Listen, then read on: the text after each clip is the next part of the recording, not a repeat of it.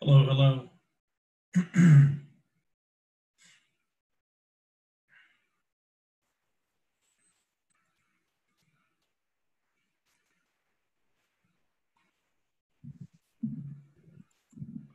Hello, Joey.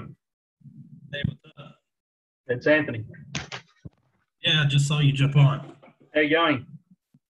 It's going good. How are you? Yeah, good, thanks. Good. Yeah, it's a little late where I'm at. Where are you based? You're in the US, aren't you? Yes, sir. Whereabouts? I live in Lubbock, Texas. Oh, okay. Yeah. So it's actually 1 o'clock in the morning here. Wow. Commitment.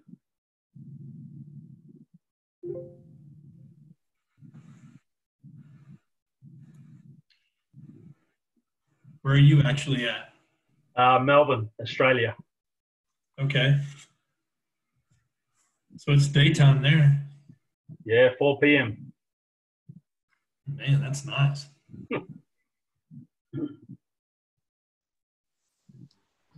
Hey guys. Well, Hey. it's you already. Hey, Scott. How are you? Good. How are you? It's good to be back home and get my computer set up and fucked around with my virtual machine and changed some configurations on the trading platform a bit. So I'm interested to see how that goes. And yeah, ready for today. I was going to go through the baseline queries. So we can do that first if you guys want, or we can just get stuck into it. It's up to you. Hey, Scott, actually, I've been going through there and seeing what was valid and seeing what was not. Hey, Joey. And just deleting them if they wasn't. And yeah, that's perfect. People messages. So I've given you and Chris access. So you guys are the guys that until everyone is like 100%. Should we go? We should probably go through. There's 4 queries left. We should probably go through those. Sure. Okay. Let me share my screen.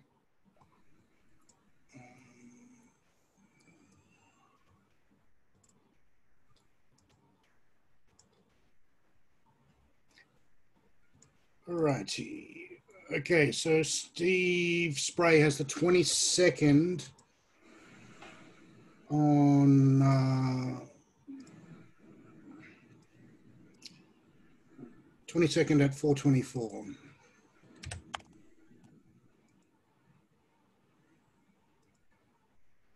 I like this process much better too. This is okay. So he says it should be trending and trending for CE. I don't know what CE is. 422. EB confirming evidence. Okay, yes. Sorry, a bit retarded. 424. And I've got it down as a hammer. Okay, so let's see what happened. So here we're trending up from this bar on an uptick, highest close in the trend on an uptick, decreasing vola, out of decreasing vola, back into decreasing vola. This one didn't get filled. 412. This one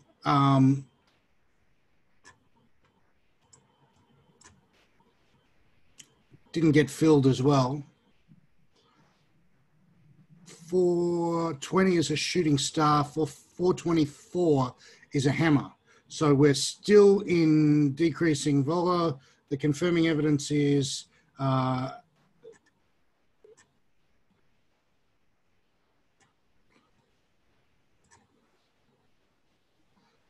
trending, and how close to the, at the low, it was 1061, and yeah, it got pretty close. It got pretty close to the EMAs. That's you have to assume that's going to touch here, because you see what happened is in real time it got close but didn't quite touch, 59 to 61, but this moving average has another 6 minutes to go, so that can bend up. So that trade is good. I think his query, Scott, might be that one of the confirming evidences, I don't remember which one, is decreasing vola. That just might be a typo. Could be a typo. Okay, let me have a look. What have I put in? Should be trending. It's decreasing vola on the 5. So what have I put?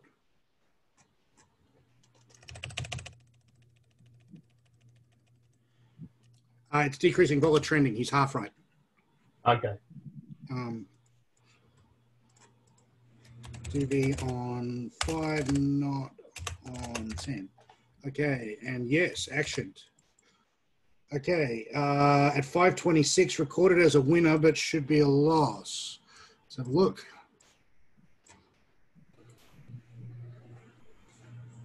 That's a loss, for sure.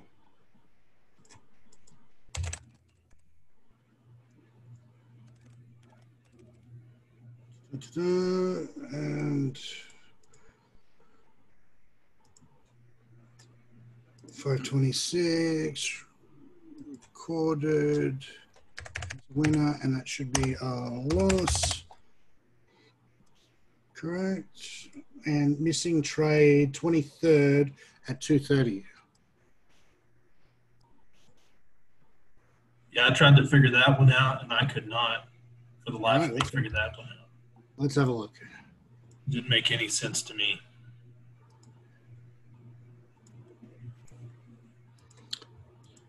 Okay, so where are we? Okay, so that's nothing. 2:30. No, that's nothing.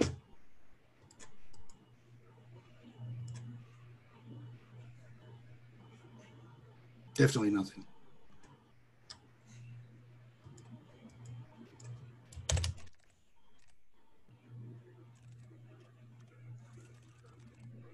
Okay, 22nd, 448.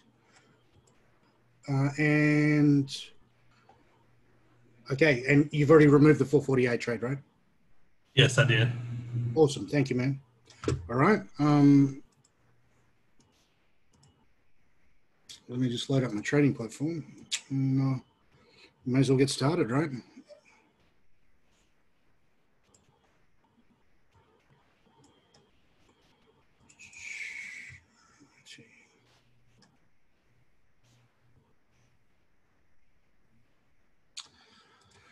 Right. Clear downtrend, right? There's no argument about that.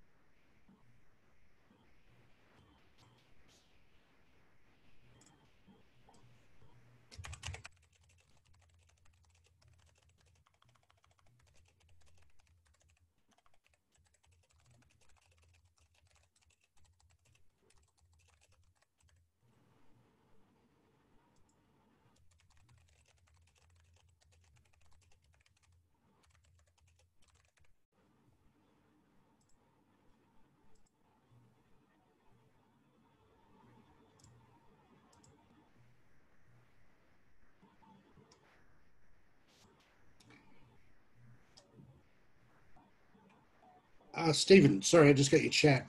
Let me just check the 22nd again. It was June. No, the one on June 23rd was no trade now. Okay. All right. So this.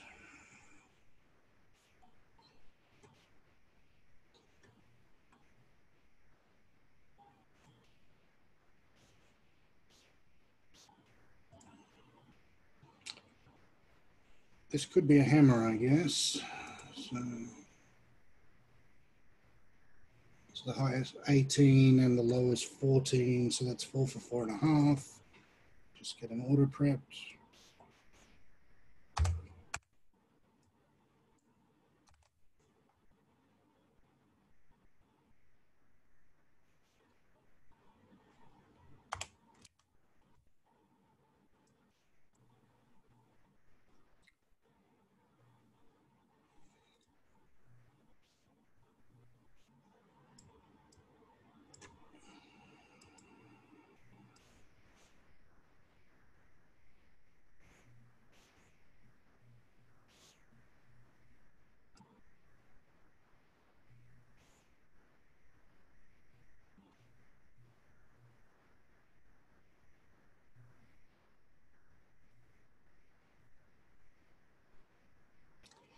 All right.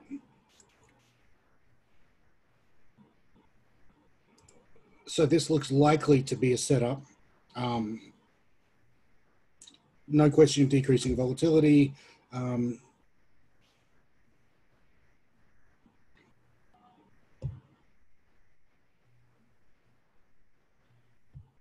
it'd be 5 for 5.5. And I'll just keep that order correct.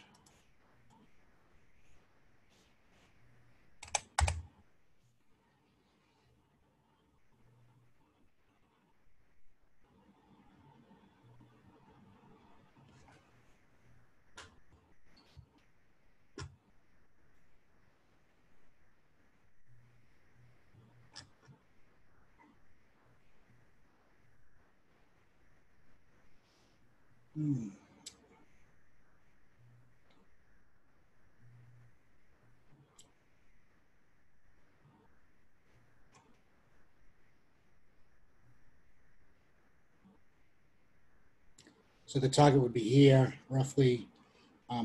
Totally okay. With 35 seconds to go, we should be thinking about prepping an order if you haven't done it already. And that order will be taken off if it breaks the low.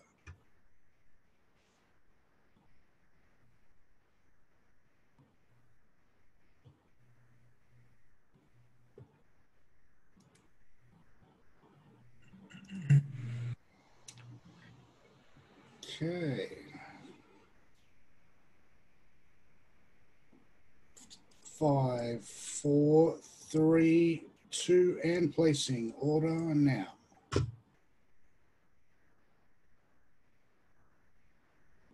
Okay, anyone disagree with that?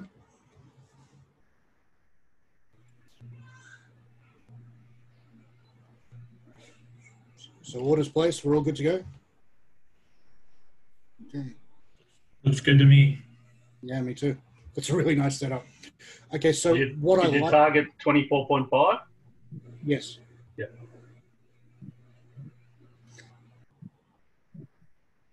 So what I like about this from a price action perspective, which we're not really supposed to look at, is that it starts slow and this last bit is very fast. So when I see an accelerating move at the end, strong at the end always makes me think about reversal. Strong at the start always makes me think about multiple legs. So you can see strong at the start and we have multiple legs. Strong at the end and you think about reversal.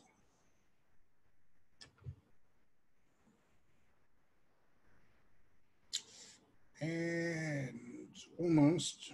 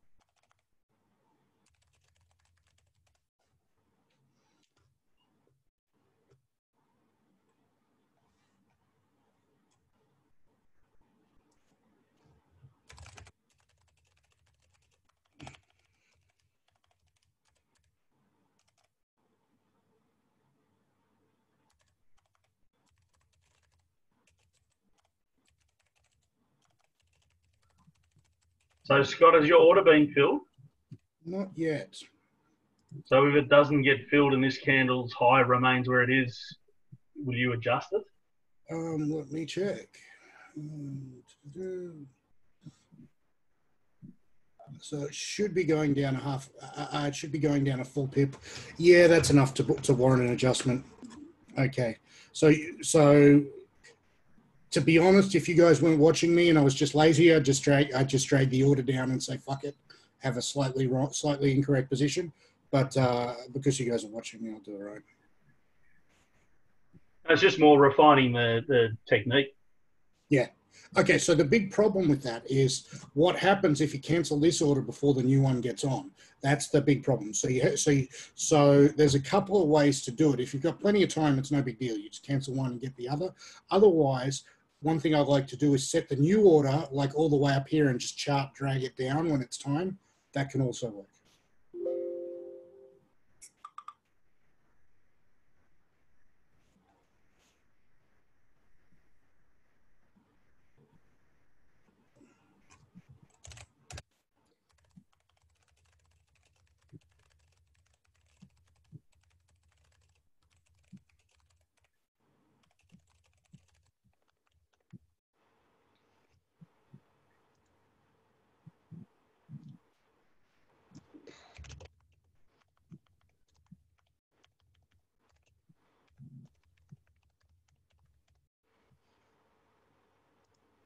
Okay, so let me kill my order.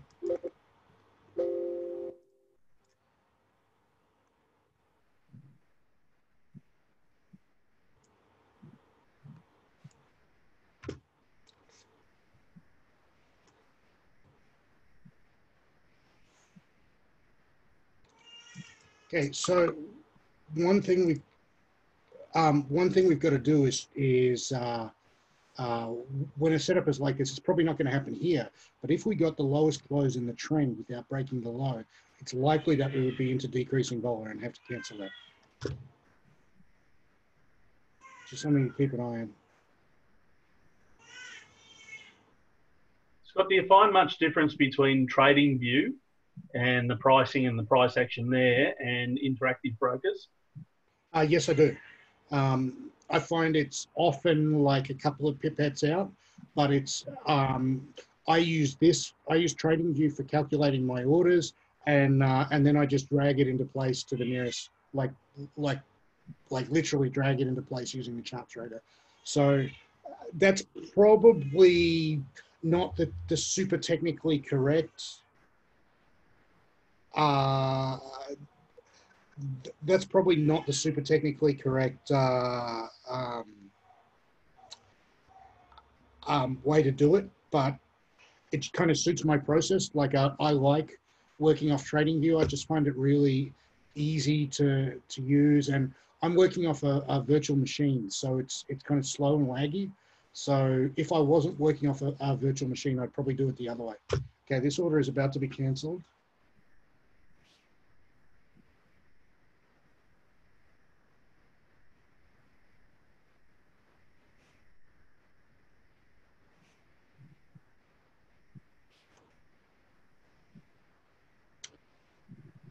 Okay, and we've got to keep an eye on the time here.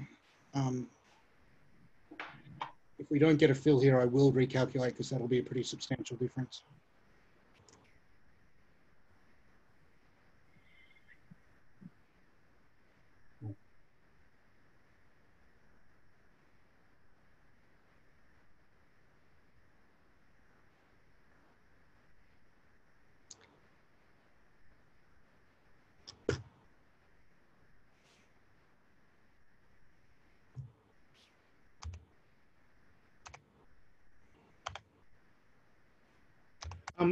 To answer your question, John, also one thing that is pretty consistent is the ranges are the same, just the numbers are very slightly different. So it's not such a big deal to like calculate your range off TradingView and then plug it in. Like it's possible that it doesn't work out that way, but it doesn't happen that often for me.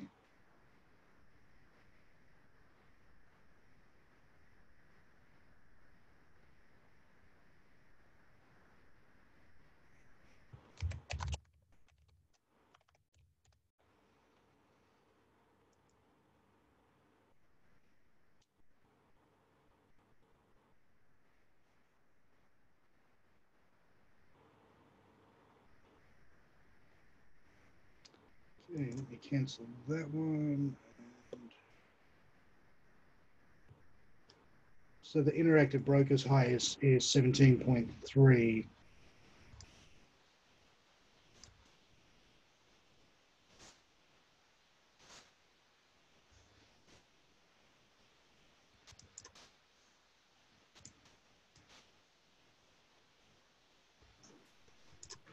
So Scott, trade entries now at 175, correct?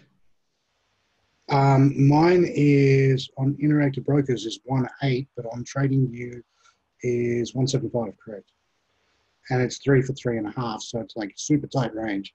Yep. Like this becomes a very, very ideal setup now because the highest probability is of course for it to come up to somewhere like here and then make another leg down.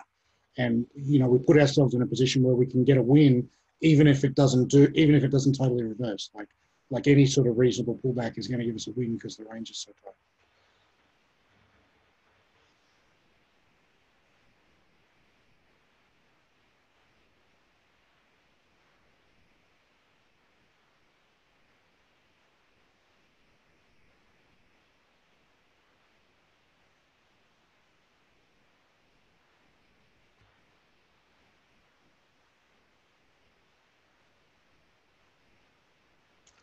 Okay, I have a film.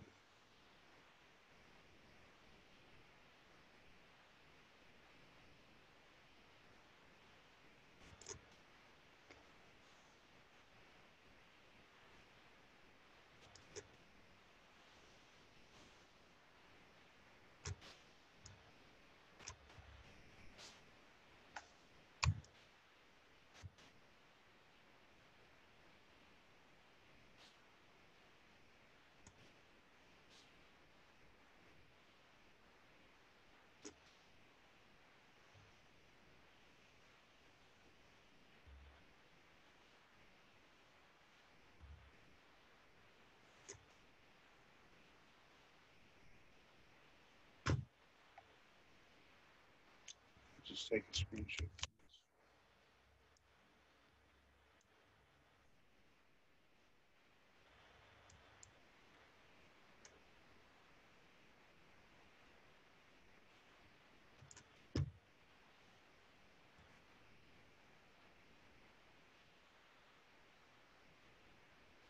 Okay, so just made I should have checked this before we got into the trade, but check to make sure this close wasn't the lowest close in the trend, which it wasn't, eyeballing it, but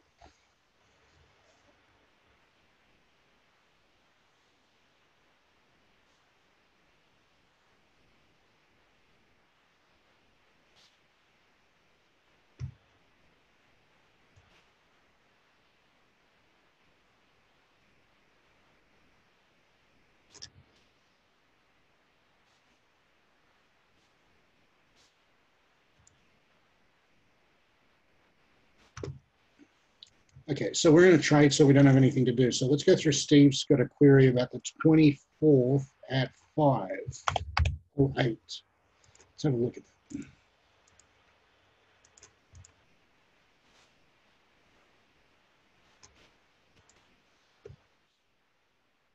Okay, so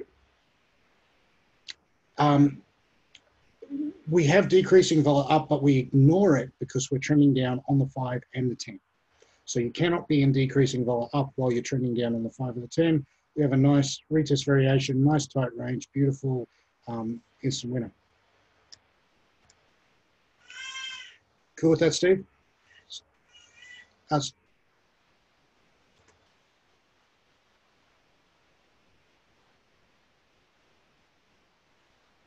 The 5 minute at 5:08. Us. Very good point. Very good point. Okay, so what time is this? 4:55 to 5. Did this touch the upper Bollinger? Really good point. 016. Okay, so this bar did not touch the upper Bollinger. This bar did. And that can happen intra-bar. That would have happened on the first bar. So at these, up until here, we are ignoring decreasing vola up. From this bar onward, we don't ignore decreasing vola up. So if we get the highest close in the trend from here, then we go into decreasing vola and then it's allowed. So this is not the highest close in the trend. The close here is 13.029, 13.025. Is that on a downtick or an uptick? Stefan is right. That is no trade. Very well done.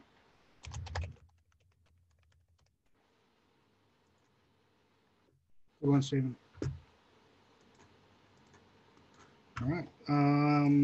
That was the 24th, the 6 at 5:08.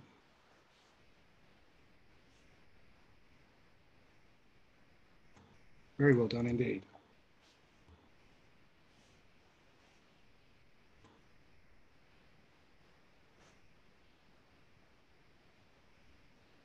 Okay, the close is 54 and the close here is 56. So we are now in decreasing vola. If we get a shooting star that touches here, we can prepare to exit our long and get into a short if it triggers.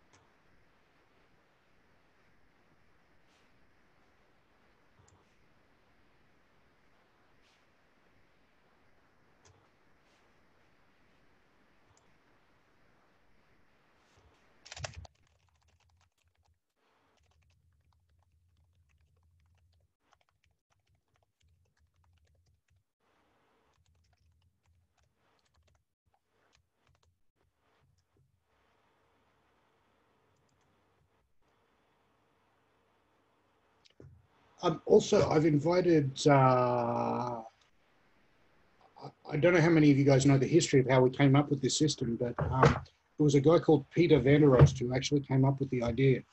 He was a student of mine, and he built a sort of kind of mechanical, kind of discretionary system based on this concept, and I tweaked it and made it mechanical. So so he wants to start trading it fully mechanically. So he may join us today. Good trader. Okay, so we're stopped out. Let me take a screenshot.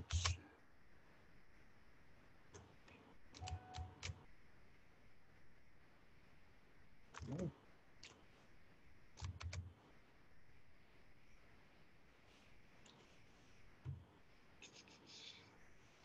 0 from 1 for the day.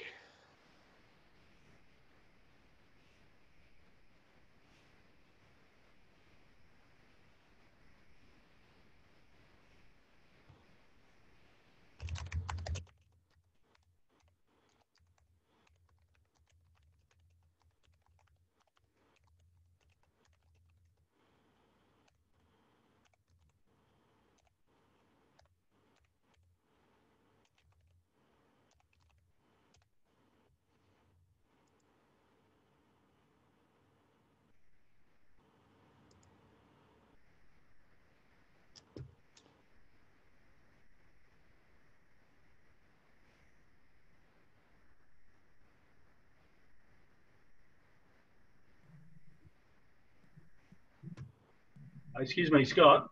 Yes, ma'am. When you get a sec, I'd love to have a look at a patch of price action from last night. Sure. But obviously, if there's a setup coming. If someone can keep an eye, because we're in decrease, are we in decreasing vol? We're out of decreasing vol. Okay, so we got plenty of time.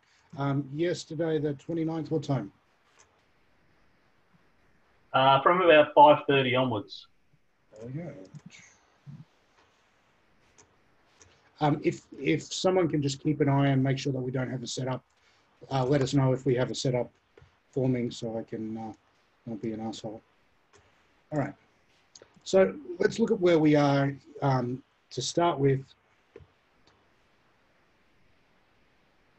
We are trending up, decreasing vol. We have confirming evidence, but we're in, right here. We have confirming evidence on the 5 and the not a 10, and not on the 10 for the short side. So it's no trade anyway, but we're in decreasing vol. We're in decreasing vol, and we're waiting for a hammer in decreasing vol, and we get a hammer.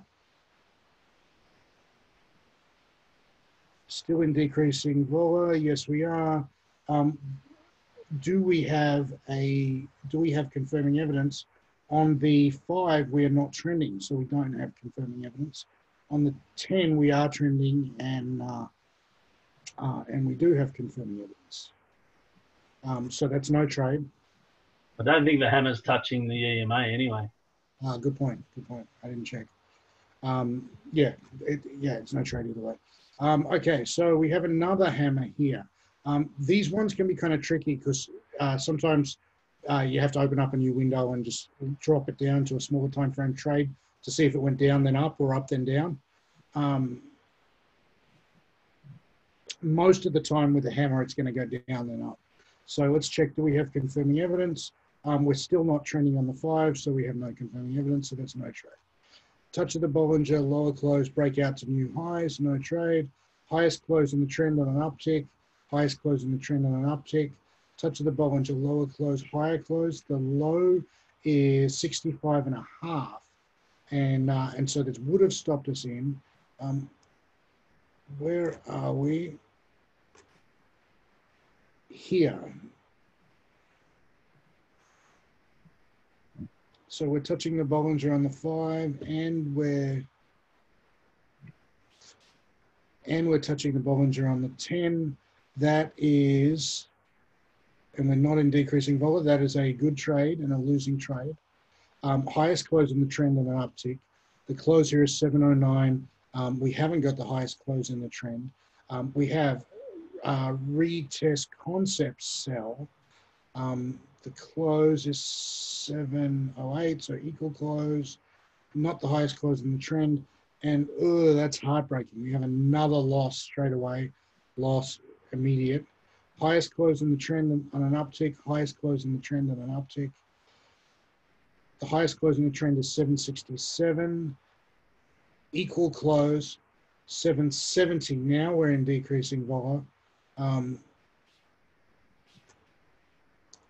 Hammer.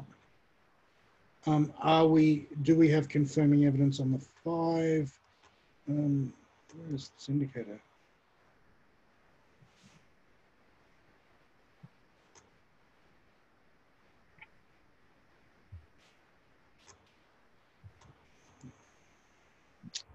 I don't know what's happened to my indicator here.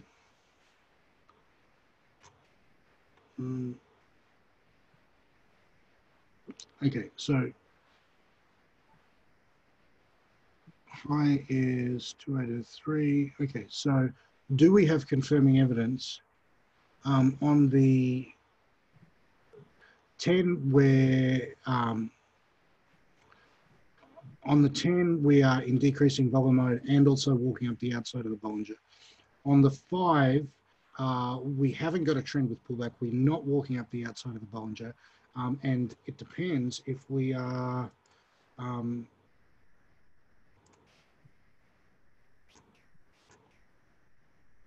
me just add another indicator there. Don't know what happened to my other indicator, but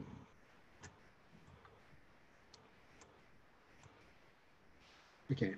So if this is a downtick, then yes, we're in decreasing vol. So yes, we have a hammer trade there, which is a losing trade, which sucks. And so we're 3 losers in a very short period of time. So still in decreasing vol. The close is 782, and the close here is 814, highest close in the trend. We're not out of decreasing vol yet.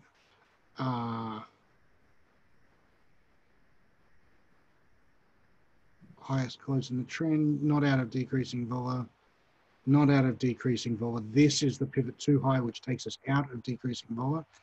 And not touching the EMA, so that's not a setup. Out of decreasing vol, the low is 737, the Bollinger low is 736. So this does not touch the Bollinger low. And so this is not a long setup. Annoying. God, what a pisser period of price action. Okay, touch of the Bollinger, lower close. This may become high and tight up here. Let's check if we have a long setup first. We have a touch of the lower Bollinger.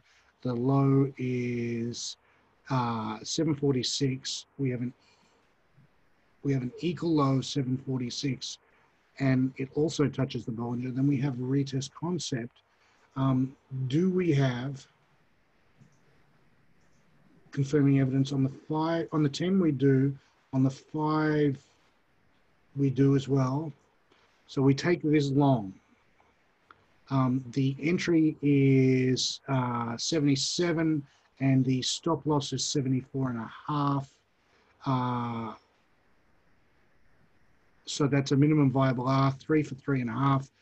77 is to 80.5.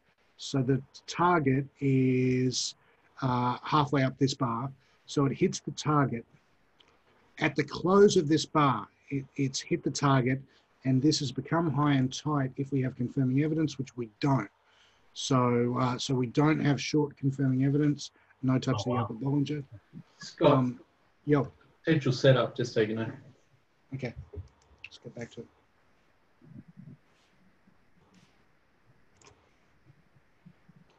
Thank you. Okay, so back in decreasing vol here.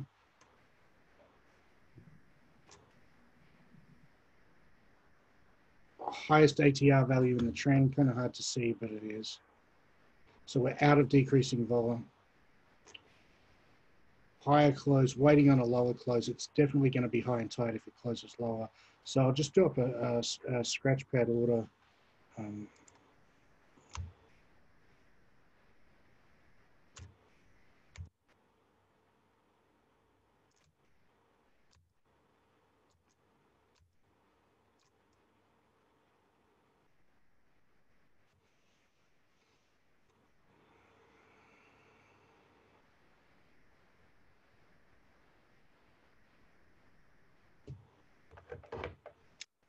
So if the entry was at 8.5 and the stop loss was at 3.5, that'll be a 5 for 5.5 pip range.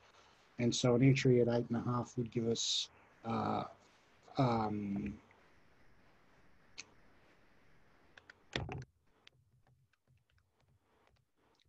target of 14, which is about here, which is definitely okay. We're waiting on a lower close, which we may or may not get, but we probably will.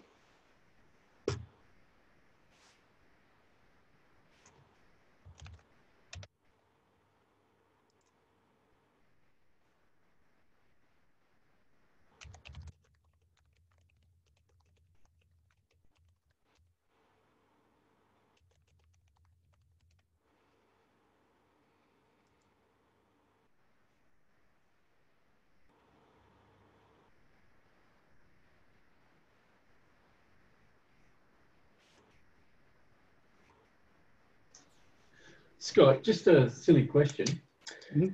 If you're, the only time you can take hammers and shooting stars is when you go into decreasing vola on the 2 minute and you've got trending on the 5 and 10? No. So you can have any confirming evidence. And it's in a practical sense, it's very difficult to get it with a Bollinger touch. It's not impossible, but it's like really difficult. The most common confirming evidences are trending and Bollinger walk trending. I don't think I've ever seen one without trending. Bollinger walk is pretty. So, for example, this stretch all the way down here, if you get 2 minute entries, that's usually really money. Oh, yeah. Oh, I'd call that trending, but yeah, walking trending, yeah. Okay, so here we are. We've got 50 seconds to go. It's time to start prepping this bad boy. And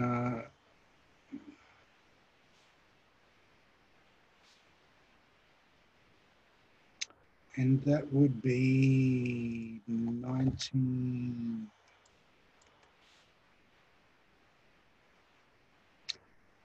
9.5 for 3.5 is 6 for 6.5. Let me edit my order.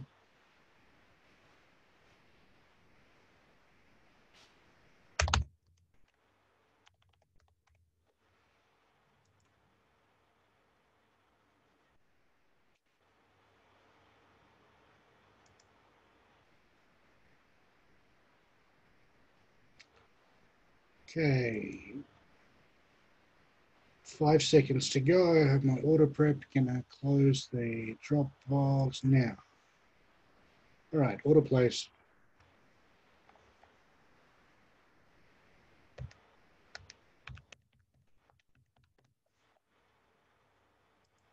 So the target is here. Maybe we get a better entry on this.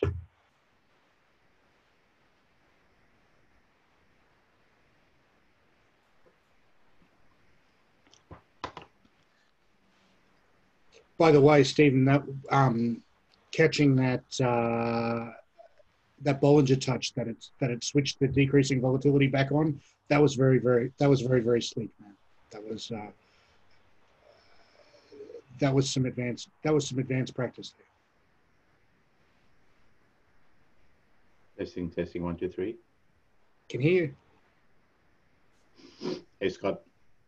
Hey Chris, how are you, man? I'm really good, and yourself? I've just got a fill, so I'm good.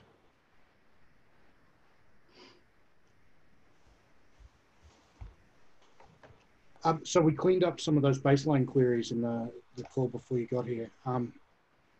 Has anyone got anything they want to contribute about the procedure, good, bad, improvements suggesting? I'm open to ideas.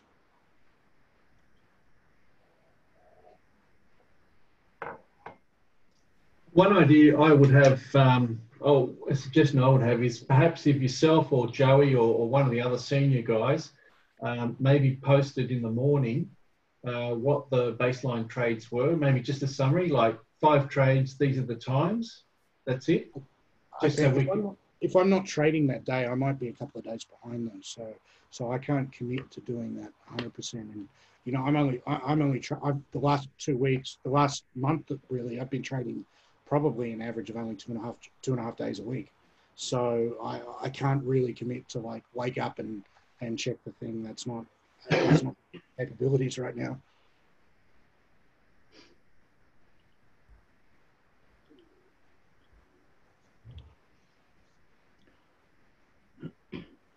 So, Scott, when you say you cleared up some of the baseline queries, were those from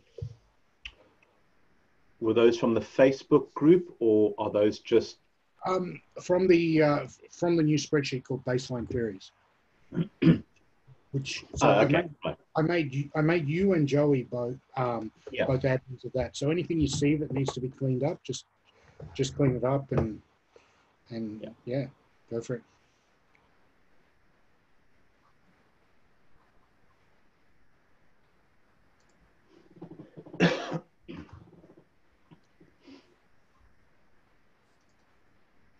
There's been are we just kind of talking generally now? Is everybody on this group trading this morning, or? I think some people are, some people aren't. I am. Are you? Not at the moment. So you start in 13 minutes. So can I? Yeah. So can I just? So there's a general question I want to. I just want to clarify something which obviously has led to a bit of confusion with some of the guys who've just like recently gone through the accelerator course or have bought, you know, have bought the system and are busy sort of doing their own baselines. So trending up on 2, 5, and 10 minutes in the same direction. We're going to DV mode. We take long trades. Okay, no questions asked. Fine. The question that's coming up is, and we've seen some edge cases which I haven't seen before. So we're trending up on the 5 and 10 minute, and on the 2 minute. We go into DV mode, but then the 5 minute stops trending. Okay, this is a good question. Okay. So we have the 10 minute trending and we have the 2 minute trending in DV mode, but the 5 minute stops trending. Okay, so it's like this. Once you're in decreasing volatility mode, it's no longer contingent on trending being active. So trending can stop or not stop. It's irrelevant once. And the rule is once you're in decreasing volatility mode, you're in until you're out. So trending on the 2 minute, you're in until you're out. Yes, once you're in decreasing volatility on the 2 minute, you no longer you don't require the market to stay continuously trending. In fact, it can stop trending, and you're still going to be in DV mode. And okay, but if the 5 minutes stops trending, then you don't have confirming evidence. You may have Bollinger touch confirming evidence. You may have it may be decreasing volatility on the 5, which also isn't contingent on trending continuing on the 5. So it's possible. It's just not very probable. Right. So you've still got to have the confirming evidence on the 5 and the 10. You've got to have some confirming evidence, but it doesn't have to be trending. Like Bollinger Walk is perfectly good confirming evidence, and you can have Bollinger Walk without trending, right? Yeah, you could. It's most likely one is the example that's happened is the 5 minute touching the opposite Bollinger. Correct.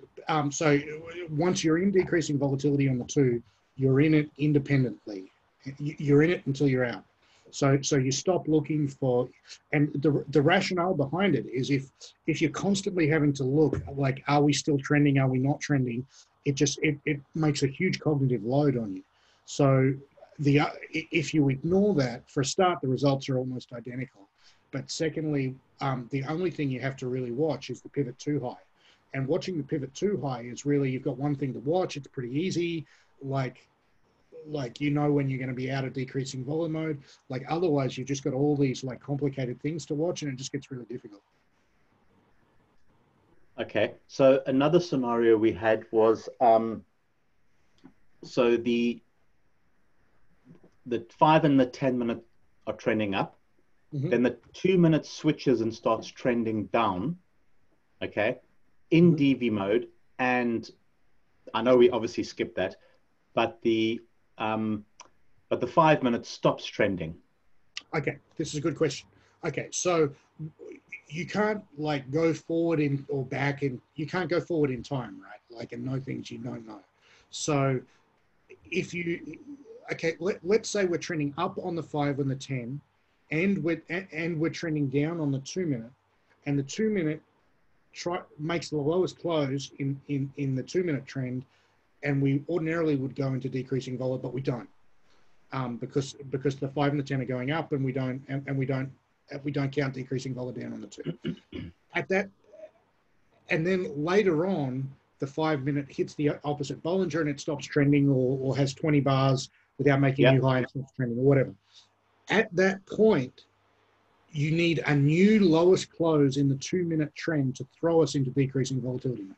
So at that point on the 2, we're still out of decreasing volatility mode, and we need a new lowest close. If we get another lowest close in the trend, that's on a downtick in volatility, and we're not trending on the up on the 5 and the 10, then at that point, then we go. Okay, because yeah, we've had a couple of these sort of edge cases pop up on the group that I've been chatting to the blokes with. So I just wanted to make sure that the message is consistent, and that we all agree with what the rule is. Mm-hmm. Okay.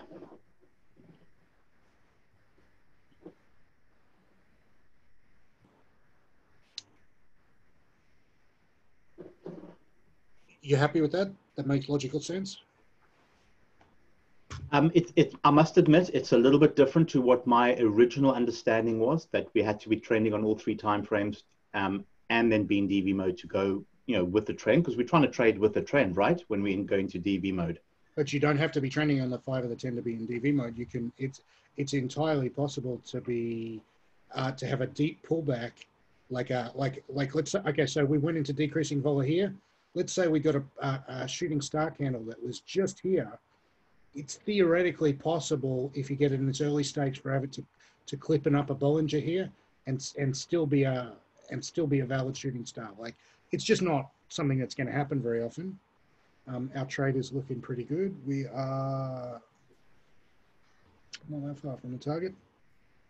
Scott, is there any chance that, because I'm a visual learner and I struggle when we're just talking about these concepts, it's very confusing. Is there any chance that if you get a chance, you can just do like a 3-minute video on an example for Saturday's session?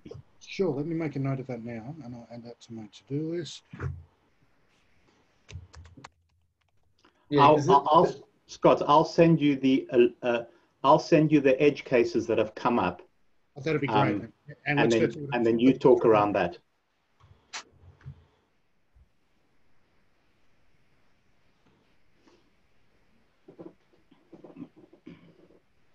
So what would be really nice is if this trend transitions into a sideways high volatility market, which is the best type of thing for us. So what I'm looking for now is for this thing to hit our target and then come up here and give us a nice short setup. Best setups possible. The best setups possible, no doubt in the world. Yeah. And to be honest, if I was an algo trader, I'd figure out a way to just take those.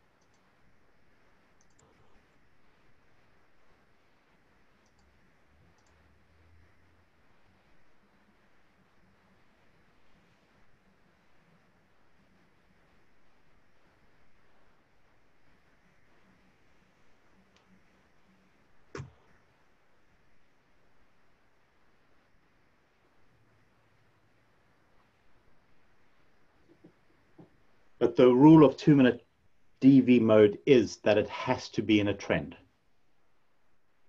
2 minute has to be in the trend while you switch it on. But once you're on, you stay on until you're off. So at the moment of inception, you have to be in a trend. Like, for example, this bar can't put us in DV mode because we're not trending down. So in fact, this is a good example. So this bar, we're not trending yet, so we don't. Yeah. So if this was a shooting star, that would be no thing. So we don't Yeah. start trending until this bar. So it's this bar that, actually it's this bar that puts us in decreasing volatile. Well, so which bar are you saying puts us in DV mode? I mean, into trend mode? All the way back up here. Yeah, it's all the way back up there. Yeah, yeah. This one. Yeah, yeah.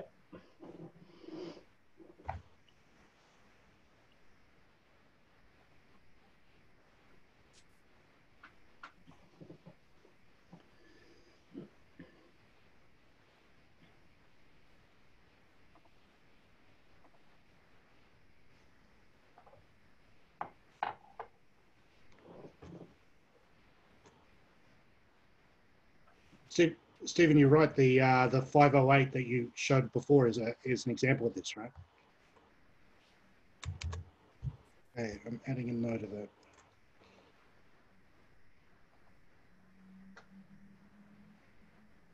that. Interesting thing here. This setup here, a hammer candle. This is the basis of one of my early systems. That was one of the best systems I've ever made. It just didn't have enough frequency to make it worthwhile. This we call the last kiss goodbye, where the moving averages were constricting, like getting closer together, and the single bar, and the upper one was flat or rising, and we get a hammer. So going long here with a stop loss here was a take on daily bars when I still traded. Testing 1, 2, 3. Can hear you. Right. Sorry, I haven't been speaking. I've just changed devices because I just needed to nail down, as Chris said, the logic on this DV in the 2 minute. So if I explain what my logic has been based on the written instructions, it might enlighten the problem to Scott. Please. Okay.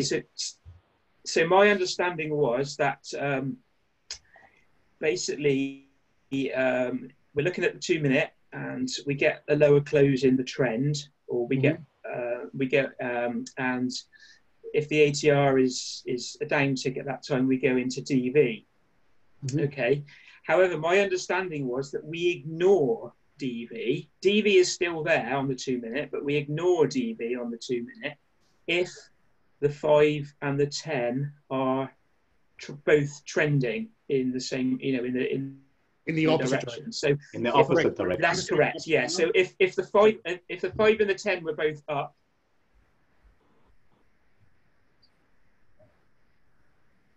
so hello. Yeah. Sorry. If the 5 and the 10 were both up, we would ignore DV down on the 2 and still take long trades because we're ignoring DV on the 2 minute.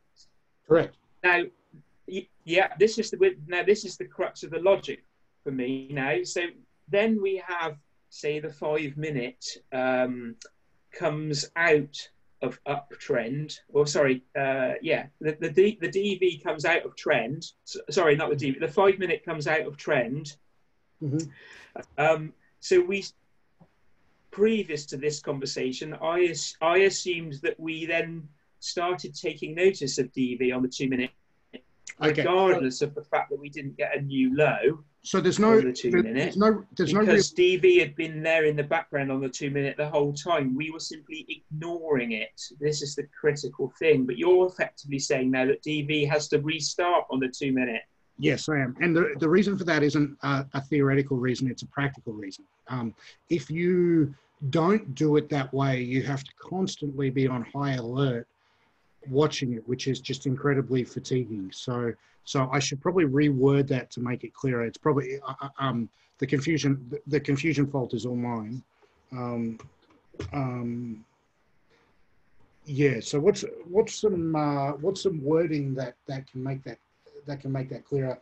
Say you cannot go into DV while you can, instead of saying ignore it, say you cannot go into DV while the 5 Yes. and 10. I think that's better That's wording. correct. Yeah, that would completely change the logic. I'm a very logical person, so when I photograph something in my head, I have to put an exact logic to it. If that makes sense. All right. Let's edit that now.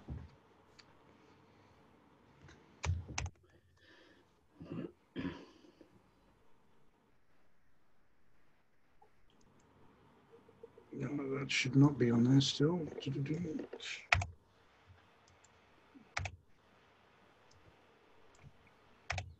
Avoiding the false positive. Okay, if 5 and the 10 and you get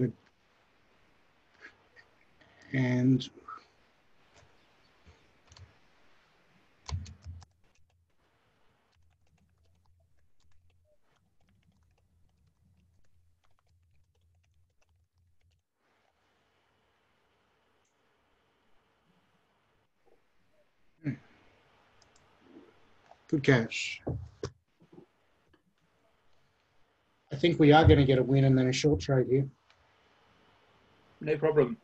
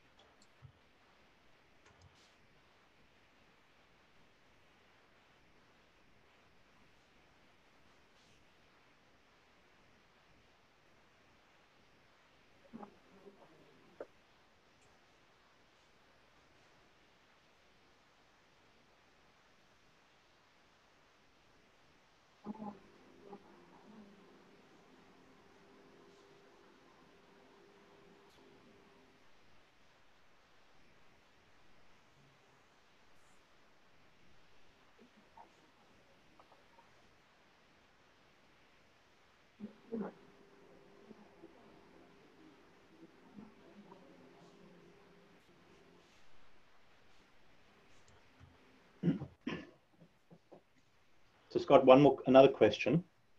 So the 2 minute flips from DV mode long to DV mode short. Okay. Mm-hmm. So once it starts trending short, you then reset the ATR high for the trend whenever it first starts trending, correct? Correct. Short. Correct. Yeah. So in a practical sense, it means that the decreasing volatility mode so let's say you've got decreasing volatility mode down and then it flips to decreasing volatility mode up. Decreasing vol mode on the flip side is very vulnerable to being kicked out immediately, like the next bar, by a highest ATR value in the trend. And that's very common. Yeah. So in a practical sense, it won't last long. Like for example, like if we weren't trending on the 5 and the 10 and we had decreasing vol down and then we flipped to decreasing vol up, you could pretty much say that decreasing vol up isn't going to last very long. And you don't want it to last very long. Yeah. But basically the bottom line is you reset the ATR high for the trend. Correct. Correct. Yeah. Which was different to the original ATR low for the trend. Correct. Because they're two different trends, right? Exactly. I mean, most of this we can puzzle through with like first principles logic, right? Like what I'm trying to avoid is a situation where it really depends on my opinion or interpretation. What I'd like is a framework that, you know, if you haven't seen something before, even under stress of time pressure, you could just sit down and puzzle it out and get to so you were sure. Yeah.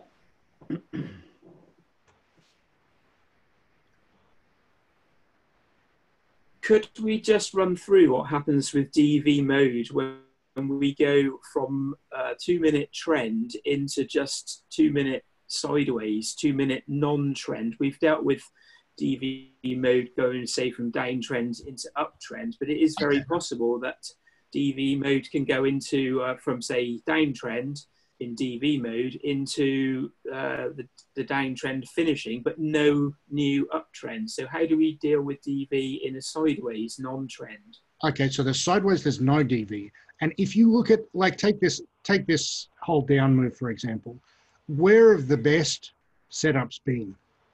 You know, around here, if we went up a bit higher and caught this Bollinger pinch here and up here, those are the best places for us to get position.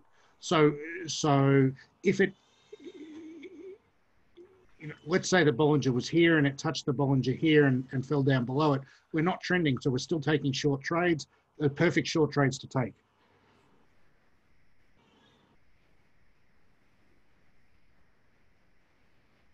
Thomas, 246. Yeah, we're all in this trade. Wei Chong, how are you, man?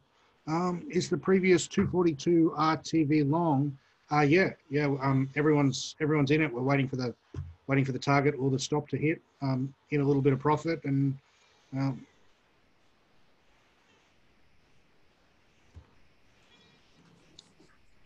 my baby is crying. I'm going to go take her off her mother's hand for a minute. I'll be back in a sec, guys.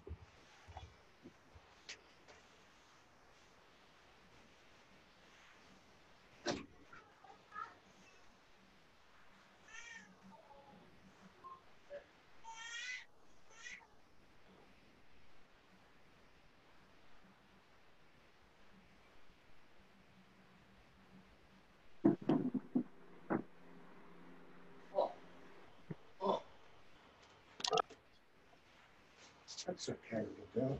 That's okay. Oh, okay. Yeah. Daddy here. Yeah, everything's going to be all right. Oh, sit on Daddy's lap. Okay. Oh, look at this. So what's your, hey, Arabella, hello. Okay, mate.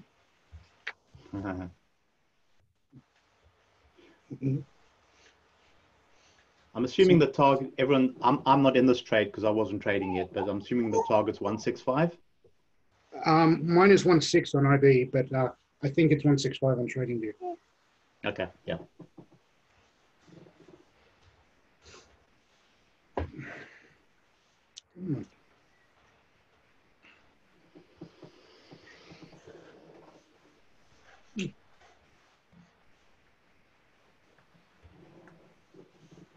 Good one. Good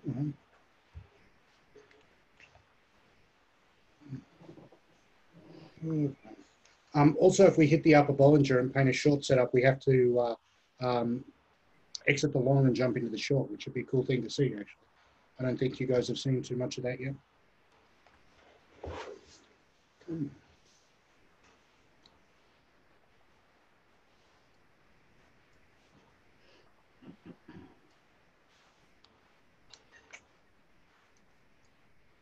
How does baby get on with Pussycat? The cats don't like her. Cats are a bit jealous. I hope you're not ignoring the cat now. Say again? I hope you're not ignoring the cat now. No, you can't ignore the cat. That's just not possible. Like, cat comes and sits on the keyboard, like, hello, what are you doing? What about me? okay, baby. Mwah. Mwah. Stand up. Good girl. Oh. Oh. Big one. Big one. Good standing. Good job. Good job. One.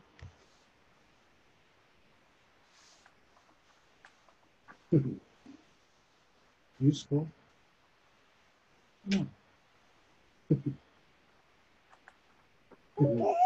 Yeah. Mwah. Thank you, baby. Just take the nappy to the It's garbage. okay, baby. It's okay. Mwah. Oh. Oh. Oh.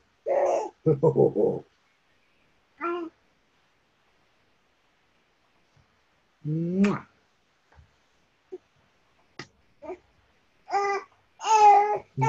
Oh.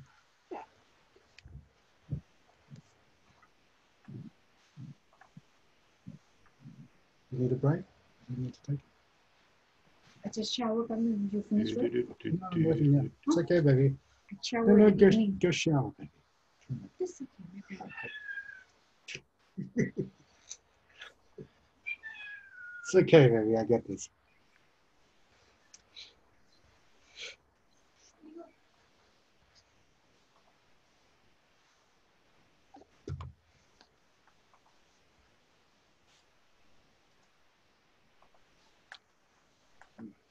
Come on.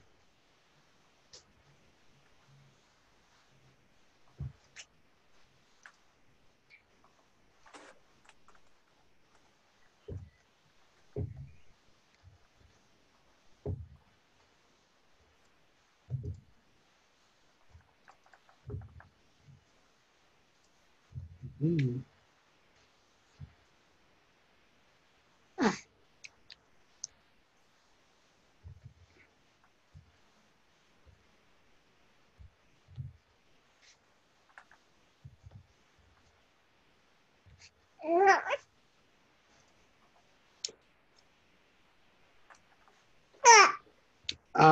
Perry, I think that would be really worthwhile testing, and it's probably Perry's got a question. We had a losing RTV trade at 222. We're talking on Slack. Do you think it'd be worthwhile to test?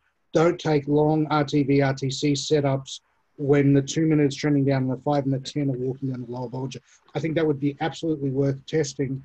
When I built the rules, I didn't have the problem with Bollinger Walk is that it doesn't happen that often. So we might need another 6 months or so to get a statistically significant quantity of data. But I would be very surprised if that wasn't true. Like I think it's a good logical proposition. Yeah, I had a quick look back through your historical results, and just at a glance, it looked like you'd only had maybe one, maybe two trades like that anyway, where they were. It's very difficult. It's difficult to tell when you haven't got much data, right? Yeah, that's right. They're all just hammers and shooting stars in DV mode that were generally taken apart from that one, maybe two trades.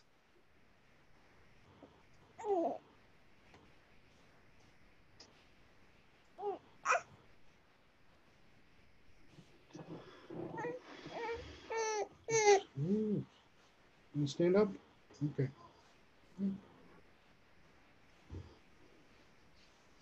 Looks out, Papa. Larak, Lagogang, Chaman. Up, see Daisy.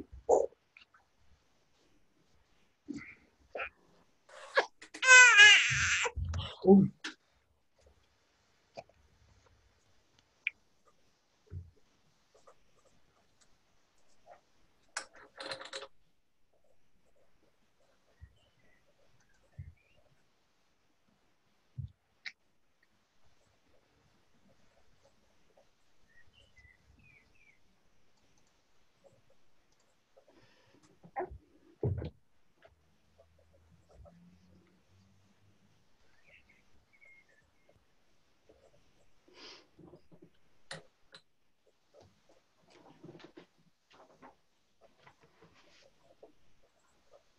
Okay.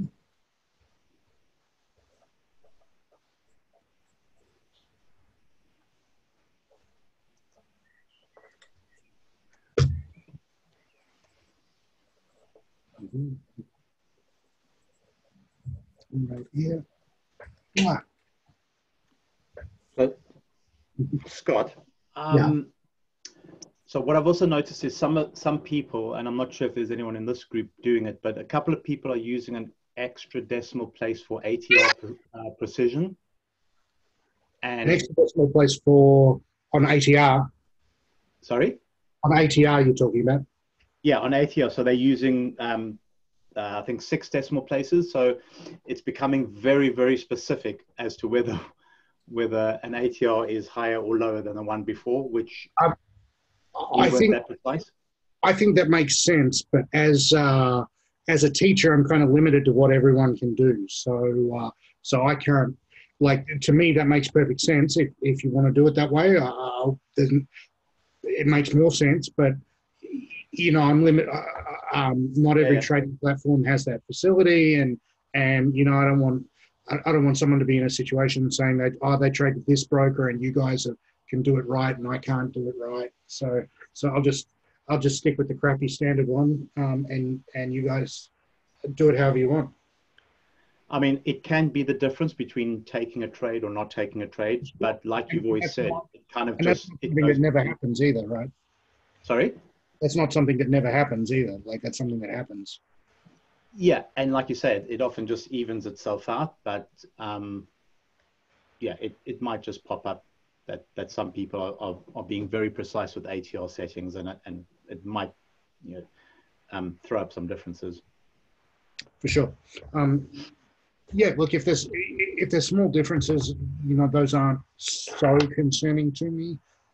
You know, as long as we've got what's wrong, Bubba?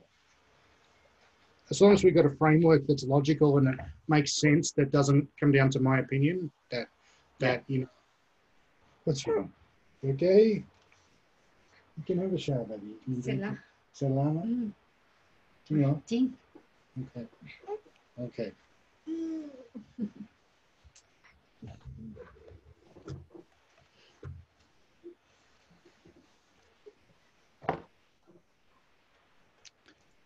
So you got the perfect example here of why you don't want to screen watch once you're in a trade.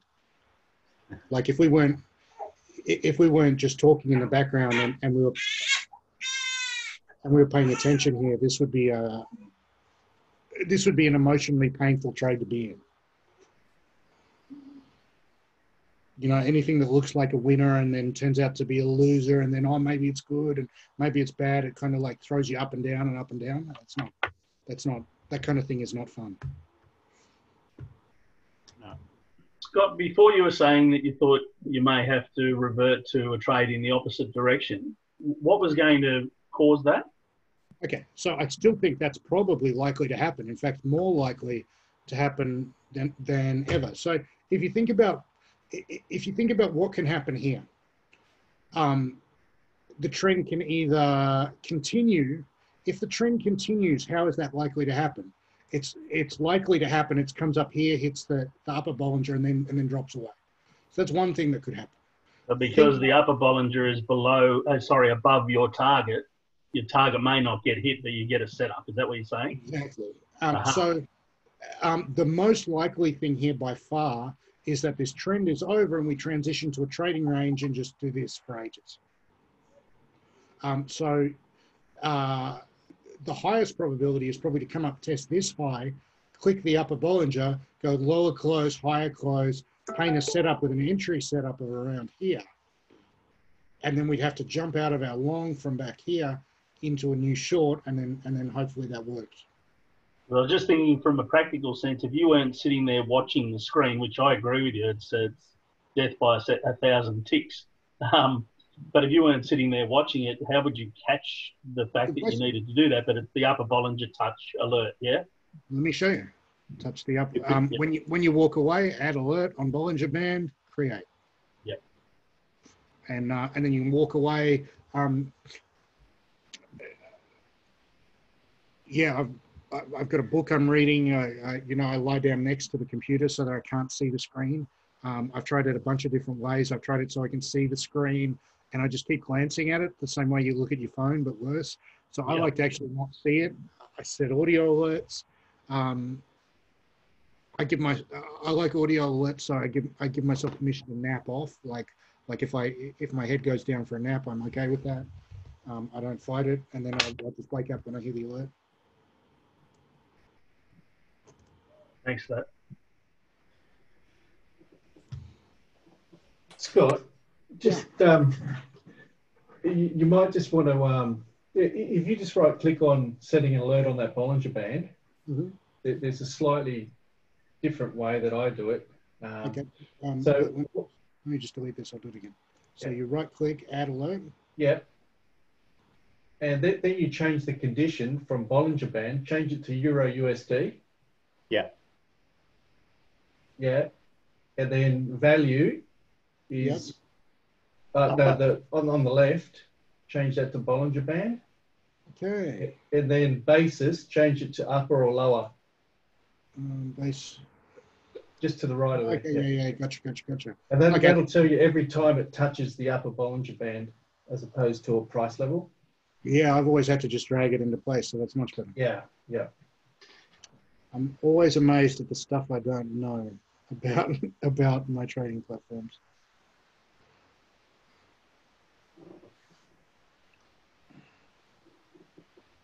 I still can't believe you couldn't see the countdown timer the other day. I don't like it. I just I like just watching the clock. I don't know why. I'm just and please don't take my ideas about this as being anything other than probably my early mentor was very idiosyncratic against indicators, and some of that is like vestigally rubbed off on me. Like I'm just a vanilla guy. I don't like custom indicators and training aids and for me anyway, it works to have to pay attention a little bit closer, but I get that for most people probably aren't wired like me and need to find a way that works for them.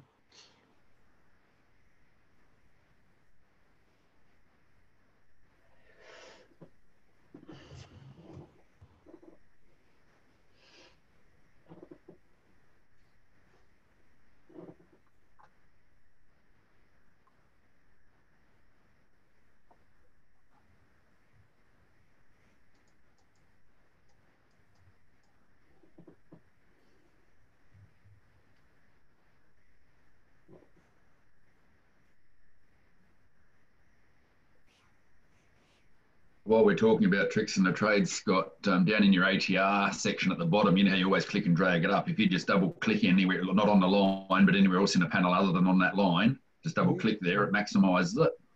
Then double click, take it back again. Fuck. Where have you been all my life? And if you just double click on the actual chart itself, then it maximizes it as well. So that would be why my indicators keep disappearing. That's why. All right. Exactly. You just double clicking. Yeah. And any panel basically. That's really helpful. Really helpful.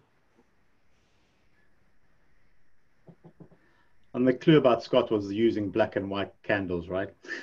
Who uses those?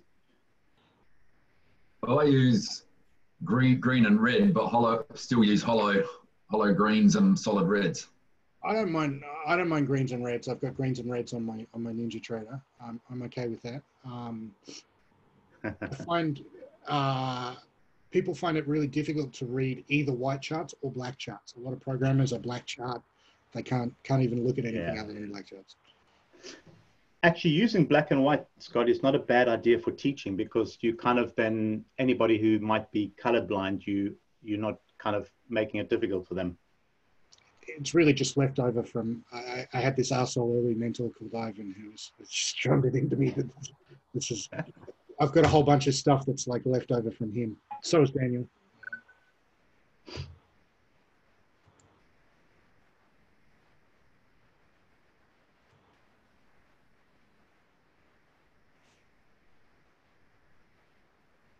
Have a couple of cute little kids in the park running around.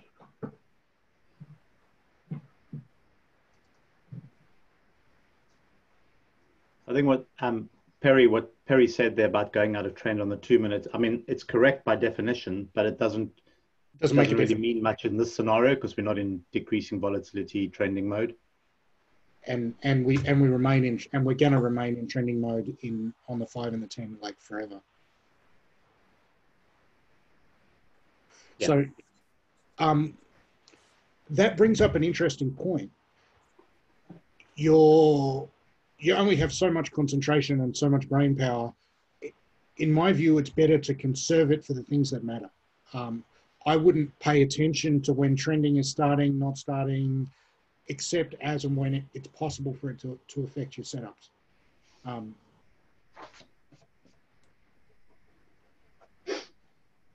Yeah. One of the things I'm finding is that when I'm trading live in front of you, I'm paying a lot more attention to the trades that I'm in, and I'm finding that fatigues me after I'm pretty fatigued after 3 hours, whereas usually I'm okay. I start to feel it about 4.5, and then I suck it up and push through.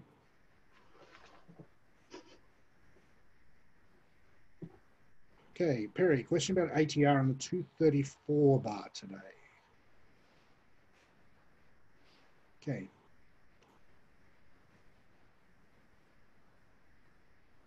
Lowest close of the trend on a downtick in ATR, but the same single bar ATI.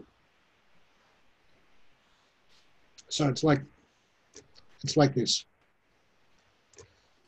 Turn on decreasing vola. This is not a pivot too high, but it's the highest ATR value in the trend. So because there's only been one bar since the last, it cannot be, by definition, it cannot be a pivot too high. And it's not. And if you zoom in, you can see that we've clearly broken to fresh ATR highs in the trend. So decreasing vola, the next bar, we're out of decreasing vola.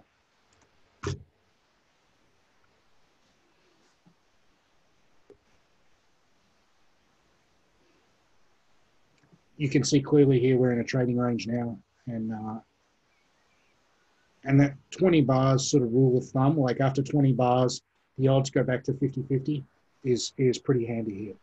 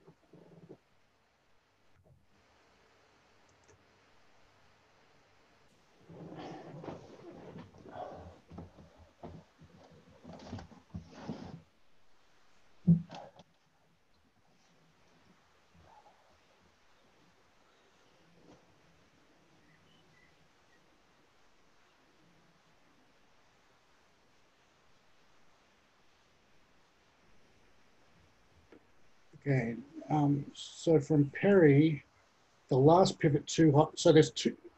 The last pivot too high was all the way back here, right? Or here, difficult to see. So there's two things that throw us out of decreasing volume mode. Thing one is a pivot too high. Thing two is the highest ATR value in the trend, and you can see we hit the highest ATR value in the trend, so it's the second one that's tossing us out. Clear?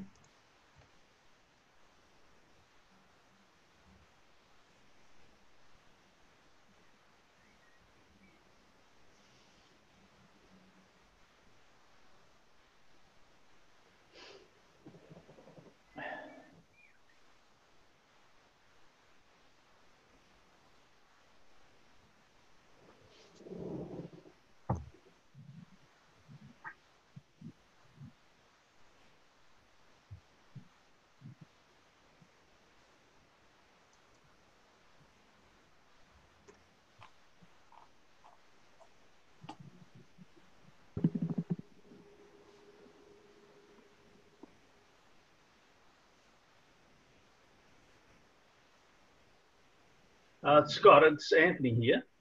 Hey, Anthony. There's a trade in the baseline on the 26th of June that I'm a little confused by. All right, let's have a look. Which time? The 5:58 p.m.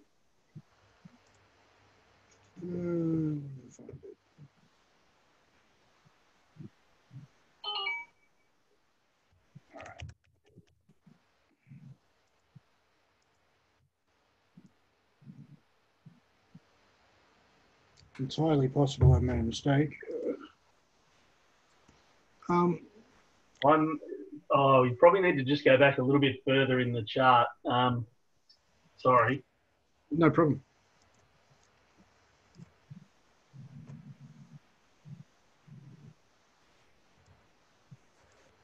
It was 5:08, right? 58. 58. Okay. So, and I'm quite possible I'm reading this totally wrong, but I look at this and think at 5:28. Let me just walk it through. It'll be easier. Okay. So we're trending down from this bar, from 5:28. Yep. We're in decreasing vol. Still in decreasing vol.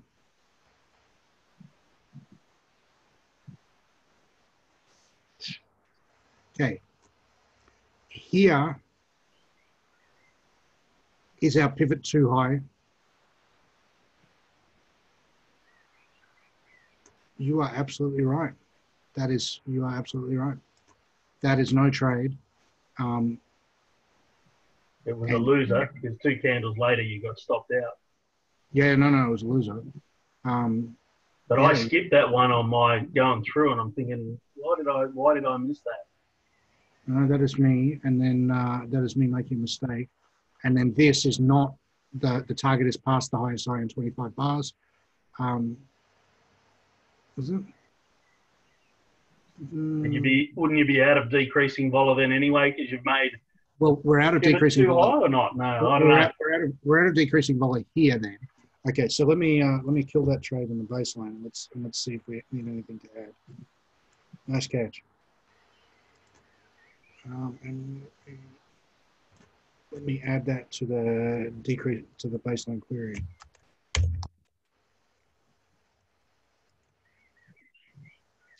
Okay, I'm adding this to the baseline queries on the 26th.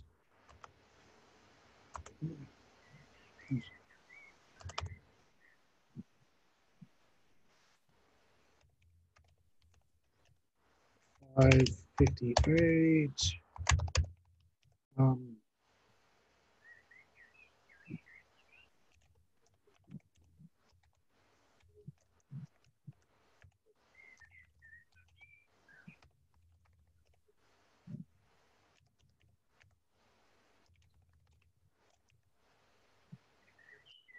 I'll throw a little screenshot in just so that everyone knows.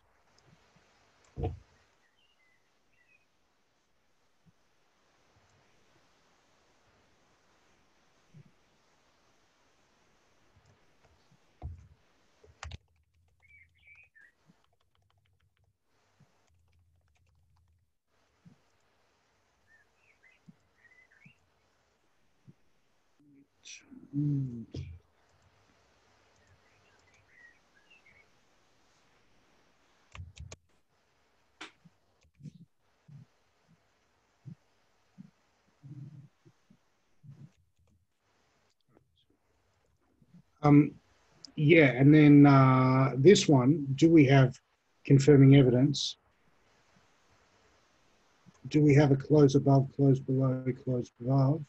The close here, EMA is 273 and the close is 271. So we don't have a close above, close below, close above. And where is the highest high in 25 bars? 1, 2, 3, 4, 5, 6, 7, 8, 9, 10, 12, 13, 14, 15, 16, 17, 18, 19, 21, 2, 3, 4, 5.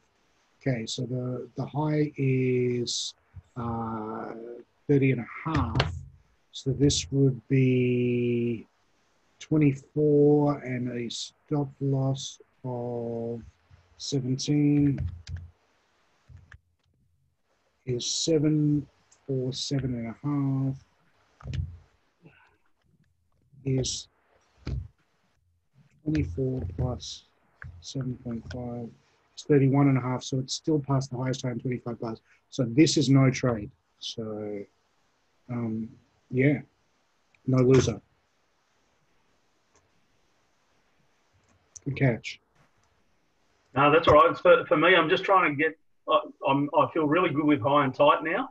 Yeah. For me, it's what the decreasing vola in that. You know, you can be in a downtrend for an hour and a half, and so it's just getting my head around the pivot 2 highs and the highest ATR for the trend, just making sure I'm across that 100%. Notice our ATR falling off the plate here. Yep. That is an unsustainable low pretty soon. We're going to break out in one direction or the other.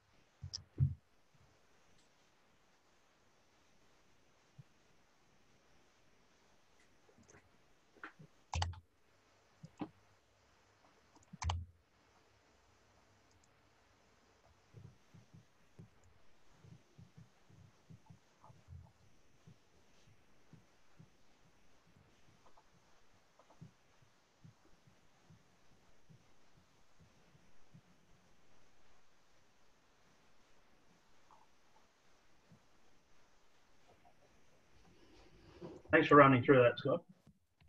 Anytime, dude.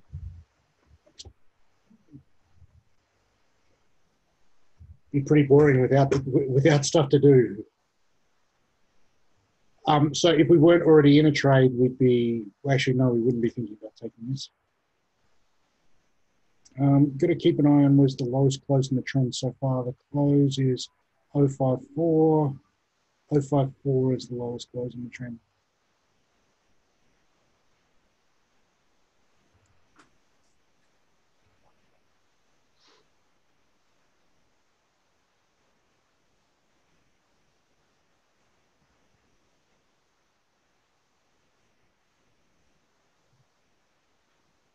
We'll be back in a minute, guys.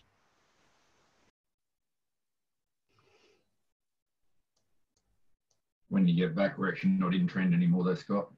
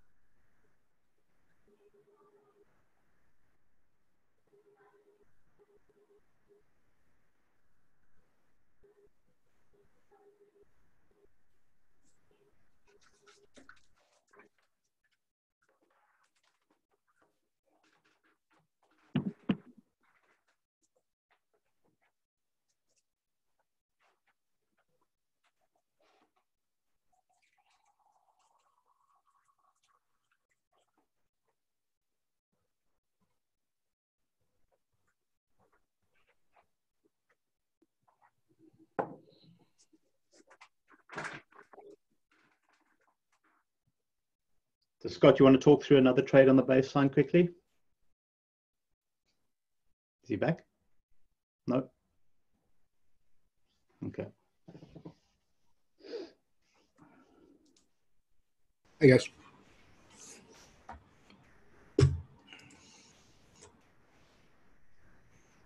Scott, he has another baseline trade to go through. Oh. Whereabouts? Okay. Do you want to go to 25th of June, 6:14?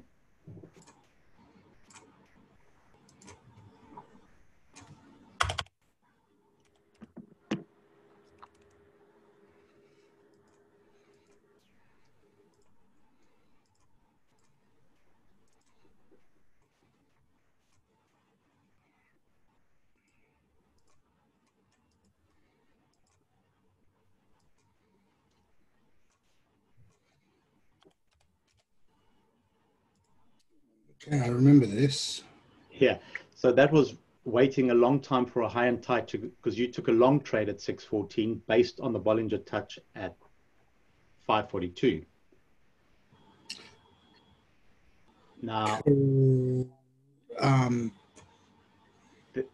yeah, I mean, even we're going to DV mode.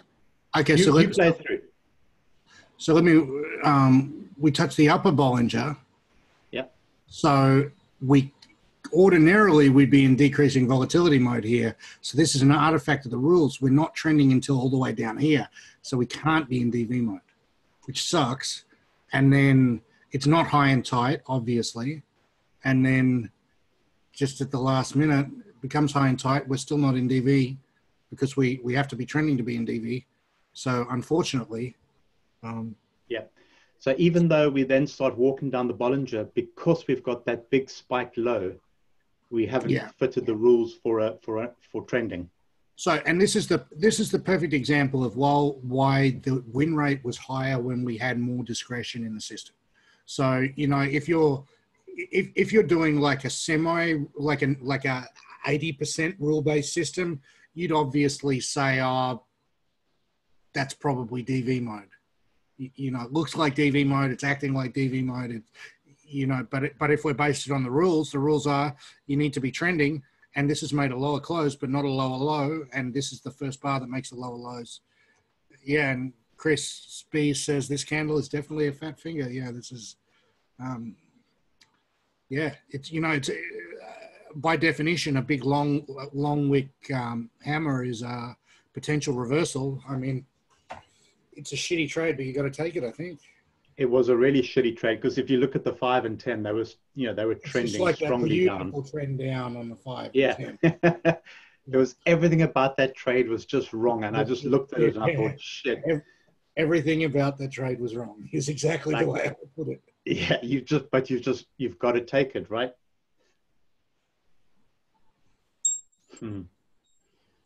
Yeah. We've hit the upper Bollinger. Wei Chong, were you talking about the one we were just looking at on the 25th, or you're talking about this one here now?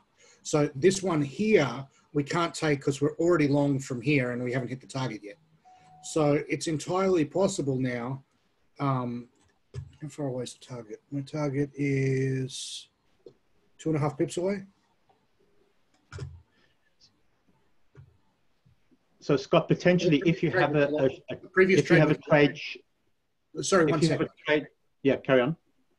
Wei Chong, the previous trade with the long wick, it became high and tight right at the very last minute, and it was a shitty trade, just a terrible trade, but I have to take it. Sorry, Chris, you were saying?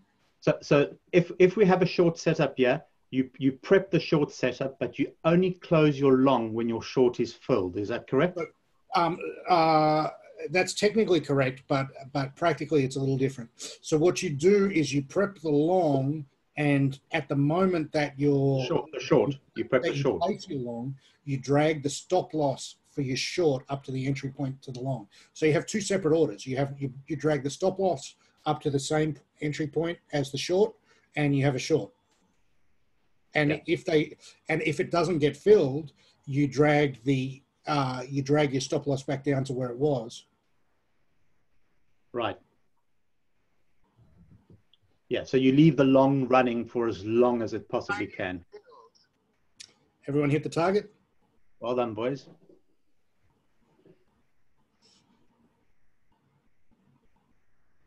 Sorry, say again, please, Chris. So you basically you allow the long trade to run for as long as possible. You give it every chance to carry on running if the short doesn't fill. Exactly so. Exactly so. Yeah. And that makes sense, right? Like we don't want to be, if we thought the long was good, we don't want to be out of it because just because a setup's formed, we don't. We want to be out of it when we're in the new setup.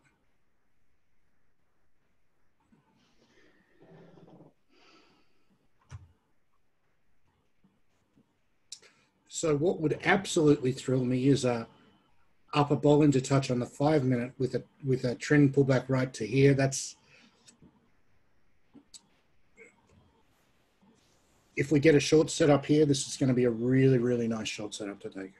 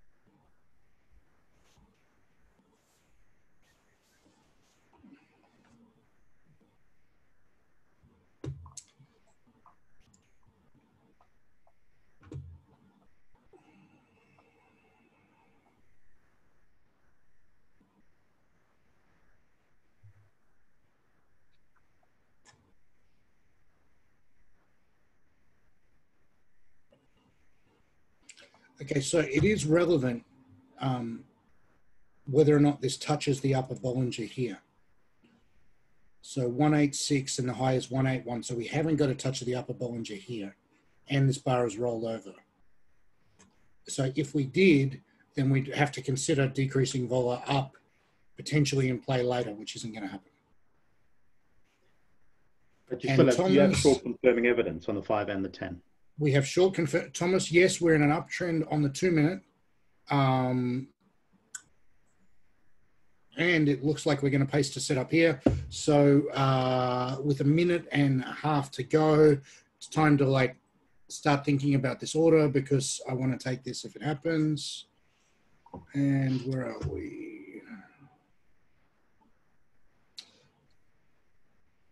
So 14 and a half for 18 and a half. So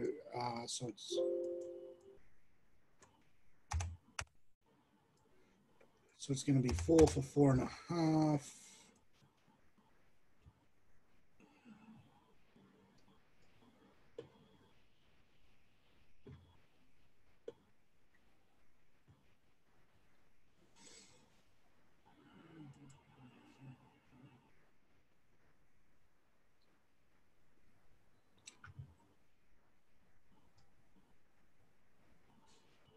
Okay, so this is definitely going to be high and tight because we're talking about just past here as a potential target.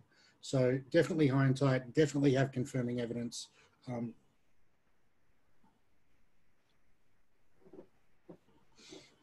Target's 100. Sorry? Target's 100. Yeah, it's a 4 for 4 and a half. Good. May not close higher. If this closes a shooting star, it's still set up. And that's going to extend the range a bit. Let me just recalculate that. Yeah. Okay, so no setup yet.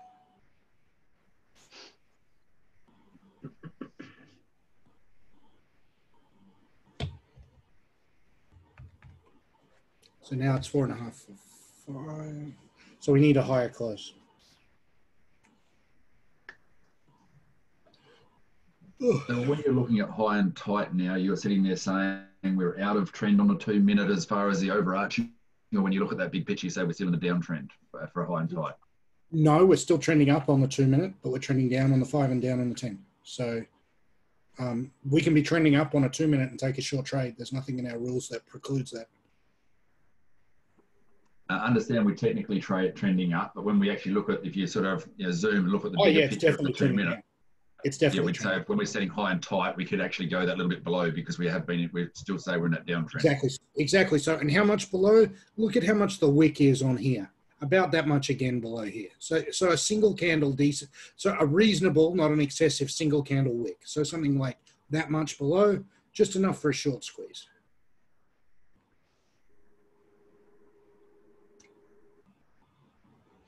Wee Chong, the 5 minute doesn't quite touch the upper Bollinger, but even if it doesn't, we're still downtrending because we haven't stopped downtrending.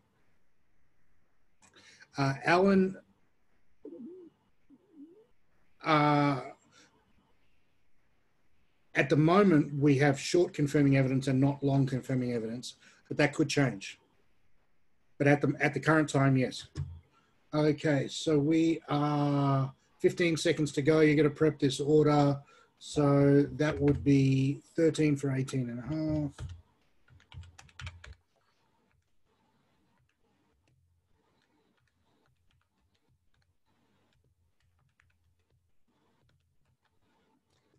$5.5 for 6.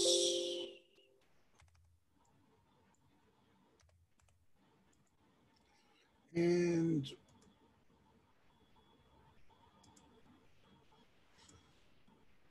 my order was placed a little bit late there. You should all have an order placed by now.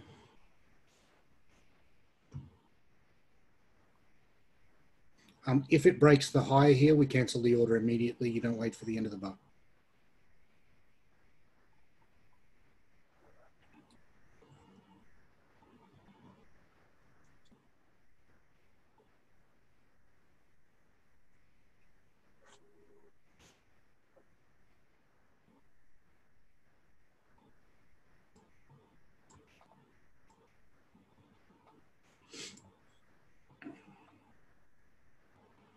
Okay, you should be cancelling it. Thank you. And cancels.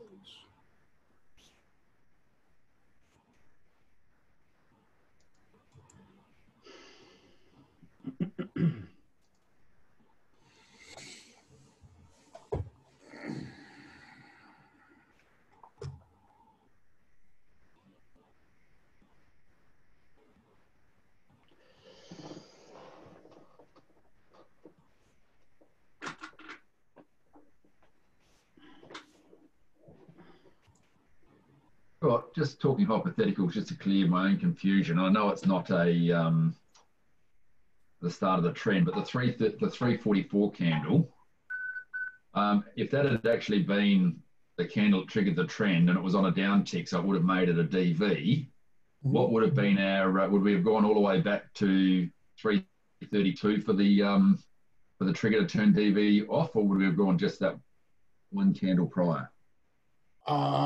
No, it would be all the way back to here. Back to the, okay, yep. Yeah, but it's an opposite trend, so the DV would start at 344.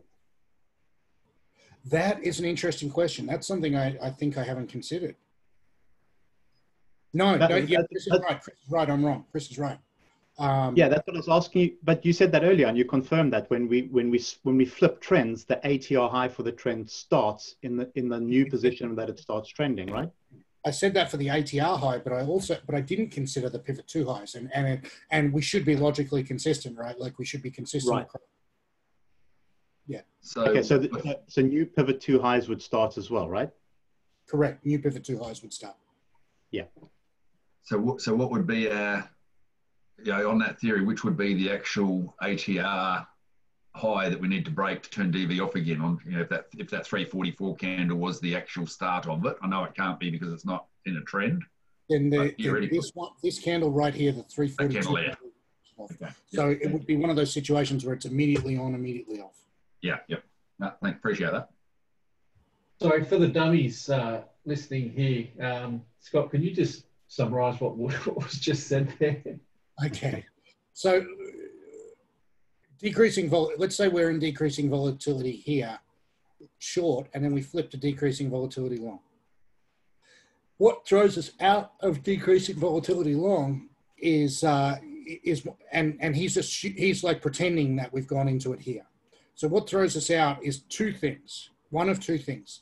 Thing one is the highest ATR value in the trend, which would be this ATR value here. Thing two is breaking a pivot too high. Now the question is that just any old pivot too high, or is it a pivot too high from the trend? And Chris is right, it's a pivot too high from the trend. Yeah. But there's no trend on that bar yet, right? Yeah, no trend. No trend. No trend. So we're assuming there's a trend. Yeah, we're just pretending. We're just right. Exactly. Hypotheticals. Yeah, got it. Thanks. Okay, are we in DV mode? Maybe. Well, yes, we are. Yeah, we are from 356. Okay. Wee Chong. So the pivot, it was a confusing example. So I wouldn't pay too much attention to it. It's a really difficult example to follow. I'll try and find one for Saturday, Scott. Yeah, let's find one for Saturday that's a bit clearer if we can. Oh, that's legitimate. One that's legitimate and not like a made up thing, because otherwise half the people on the call are going to be tying their head in knots.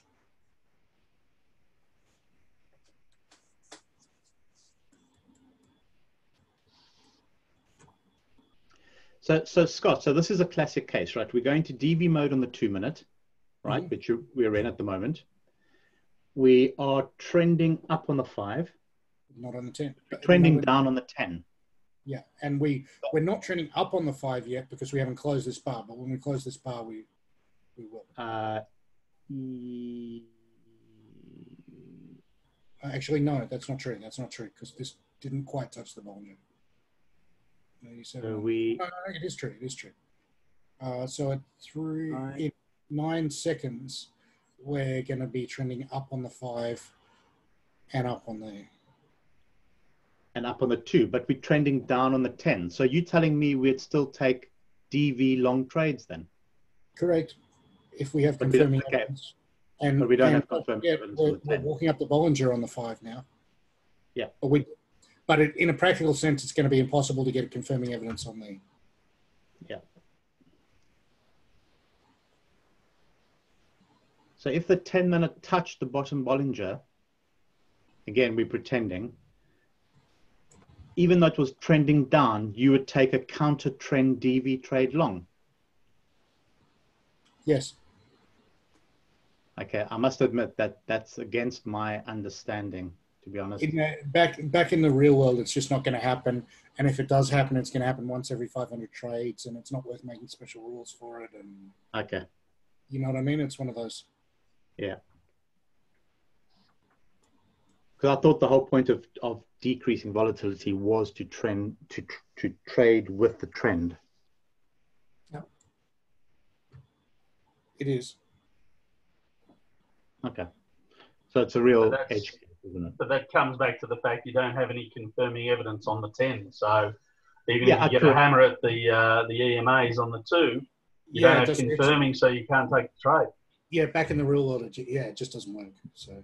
Yeah, no, I agree. But I was just assuming that if you did have a Bollinger touch on the lower Bollinger on the 10, so the 10 was trending down with long confirming evidence, you'd be taking a counter trend. Correct, but right. in a practical sense, that almost like I can't even think of a way that could. Like I'm not saying it's impossible, but it's difficult for me to think of a way that could actually happen. Well, the 10, you wouldn't hit the bottom Bollinger on the 10 without having the 2 hit the bottom Bollinger on the 2. Yeah, and drop out of DV mode, and so what is generally better if you're building systems, is to have it so that it can't take the trades that you don't want it to take, rather than say, oh, I don't want to take those trades. It's just a much more elegant way of designing systems. If ever you're designing systems and you can possibly do that, that's just better practice, you know? Yeah. So Scott, if we had a touch of the upper Bollinger on the 10 now, and we got a short setup on the 2, we'd take it, even though we're not trend, we've still got supporting evidence, right? Absolutely. If we dropped out of decreasing vola mode. Yeah.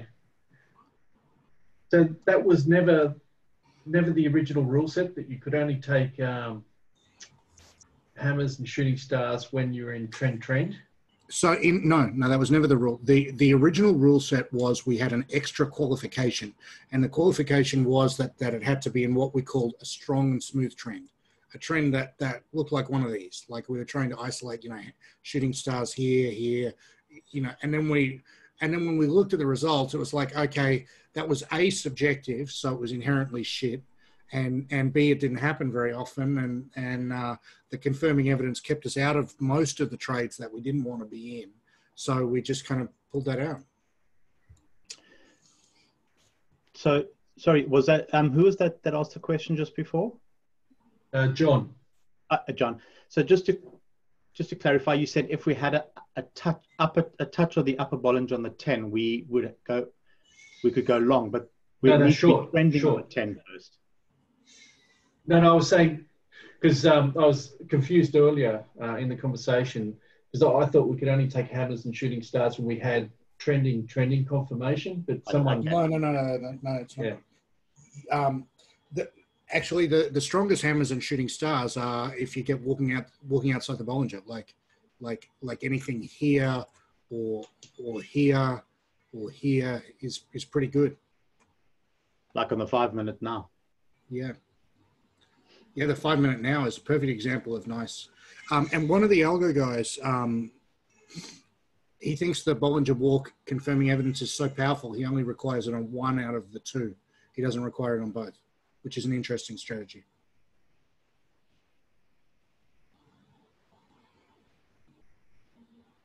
I think we're out and decreasing Chris, vola. we are out of decreasing vola. All right, so if we get a short setup here, I want to be on it.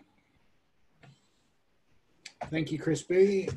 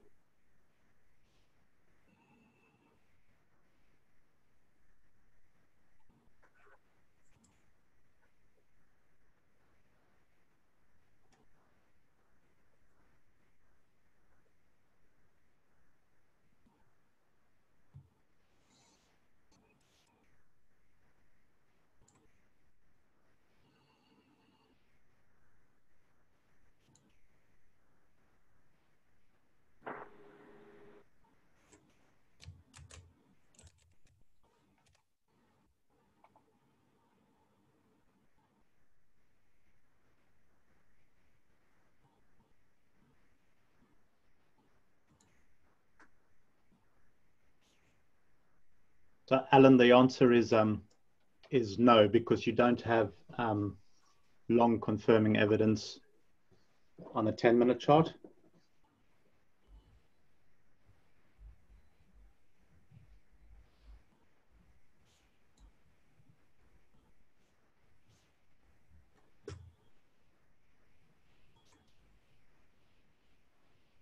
So with high and tight in this situation, we're trending on 2 and 5, but 10's still down, which is the dominant trend. Are we looking at 25 bars, or what's reasonable here? 25 bars for sure, 100%. So in a practical sense, that means that you don't have to really work it out because it's going to be good.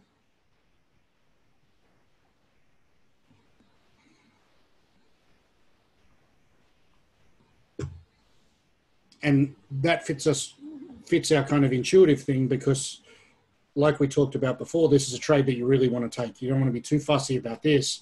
Where do you want to be fussy? You want to be fussy about this bitch that fucked us. You don't really want to be too fussy about this one.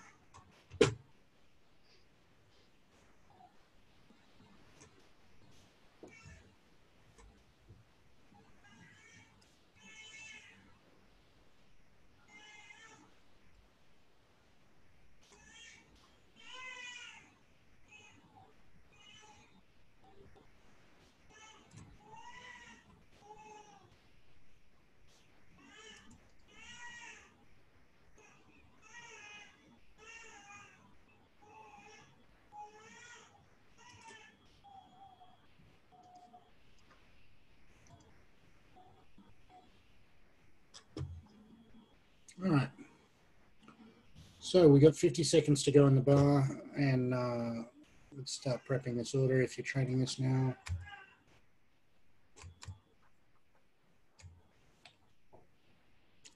So what are we going to do? We're going to do a last check of the highest close in the trend, make sure we're not in DV mode.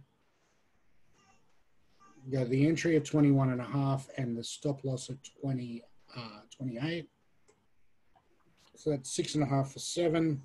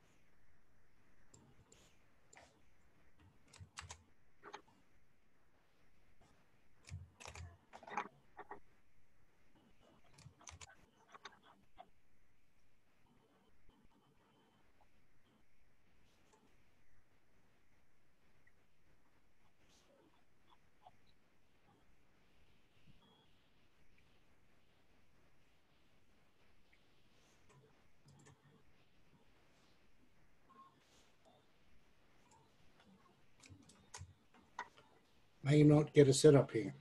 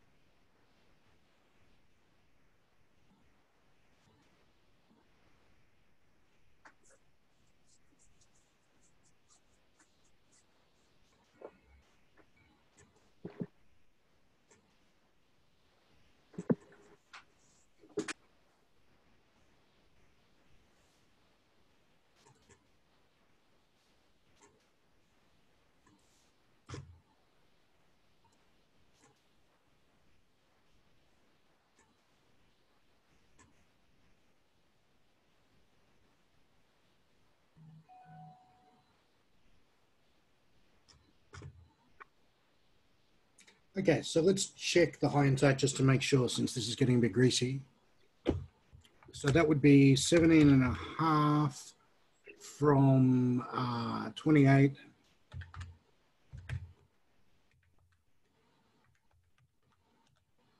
So that's 10.5 for 11.5.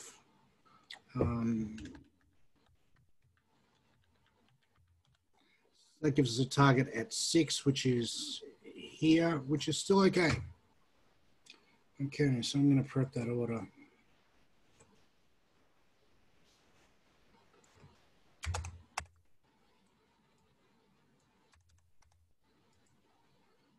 And here we go, placing order. Actually, that's a little bit late.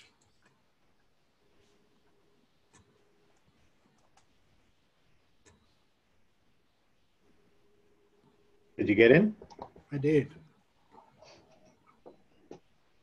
I think I may have been dragging that when it triggered.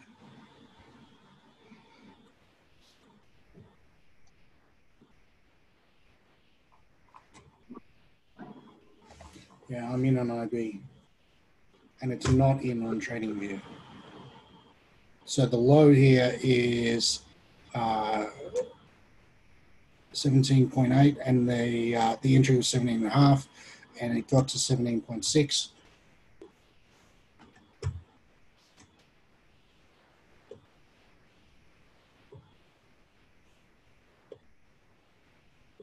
And it got to 17.4 on IB, and now it's back down. So it's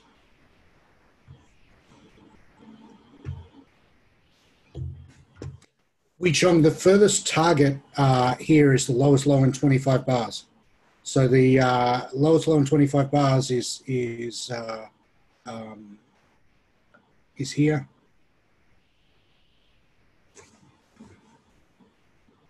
And it's okay, I think. Let me just check. Let me just double check.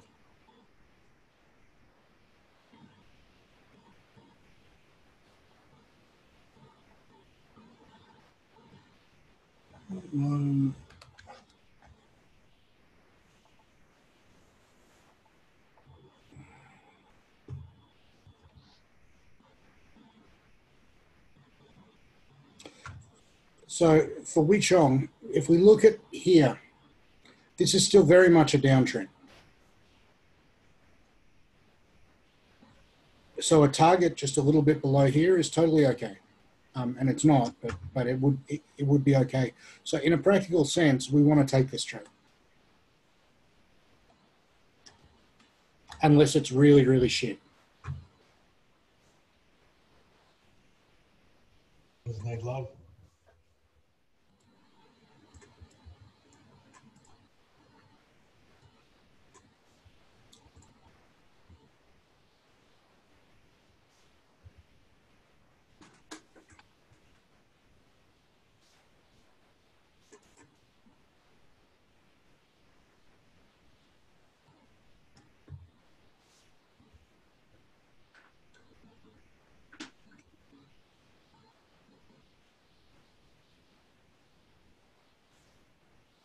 Low 178, 176.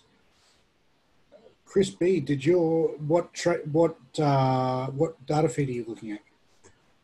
We should all be looking at the same thing. So the low here is 178, low here is 176. So on FXTM this is no fill, but I've got a fill on interactive brokers, which happens sometimes.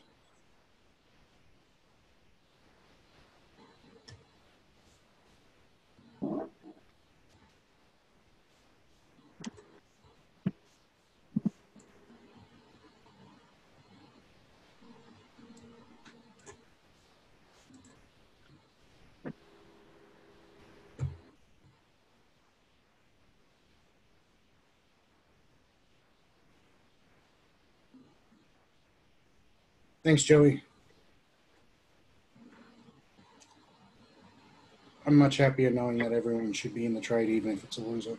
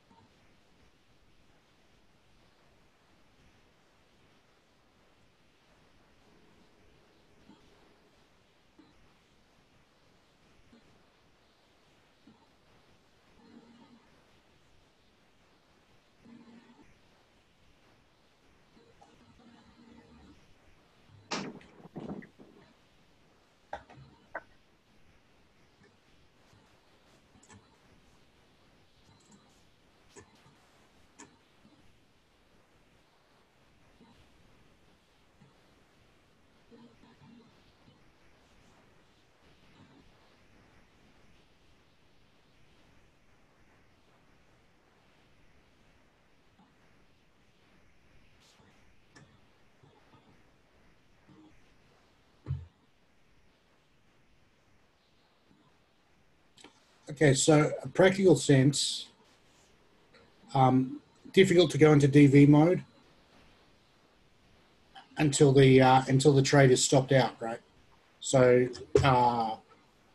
probably a nice time to get some food, take a break, have a cup of tea, that kind of stuff.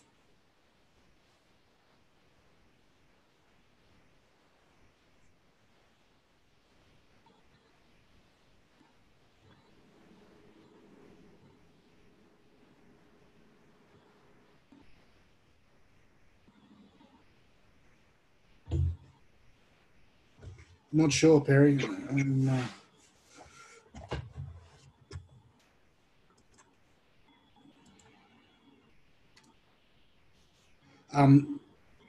No, actually, Perry, it's short on interactive brokers because price traded a bit lower on interactive brokers than it did on FXCM.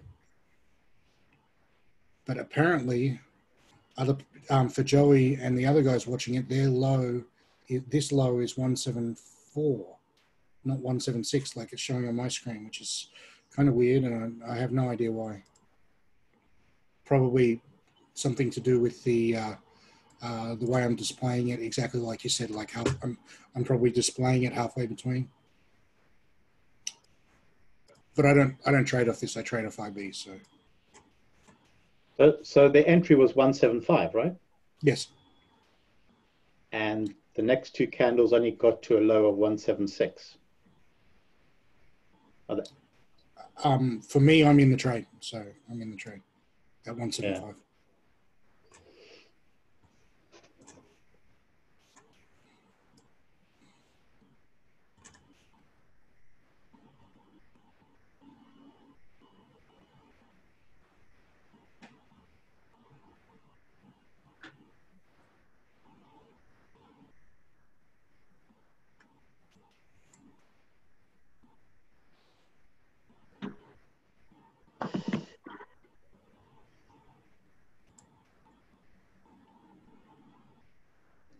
So Scott, your rationale for taking this trade is that it's within the 25 bar target rule, if you like, and correct, it's towards the bottom end of a trading range. So correct, if it was going to make a trading range, it would get to that low anyway, right? Is that correct, your thinking? Correct. And that thinking may be totally wrong, and probably is, but like, let's see. Yeah. You know, it's obviously a much better trade now when you can get your target here. But we don't have the benefit of knowing the future, right?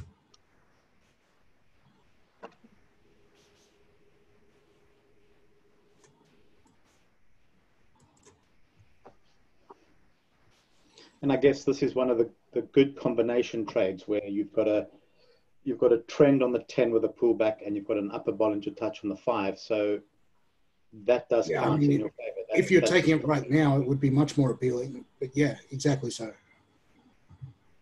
So when you weighed all those things up, and I'm just talking it through just for people's benefit, because I think a few people might have sort of not wanted to take this trade because it wasn't high and tight. It was a little bit marginal. It's definitely marginal. You definitely wanted to. Yeah. Like, too much more wouldn't have been okay at all. And yeah.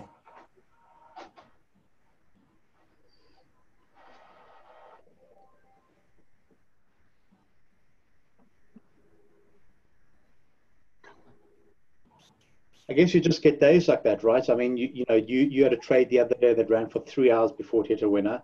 The last trade we had ran for just over an hour before it hit target. But you get days where you hit it within 1 bar, right? I guess it just goes like that. Yeah, some days, like we used to say in prison, some days you're mummy, some days you're daddy.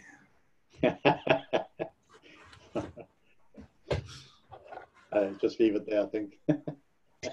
We had this one unit I was in. There was this guy who was one of the lifers.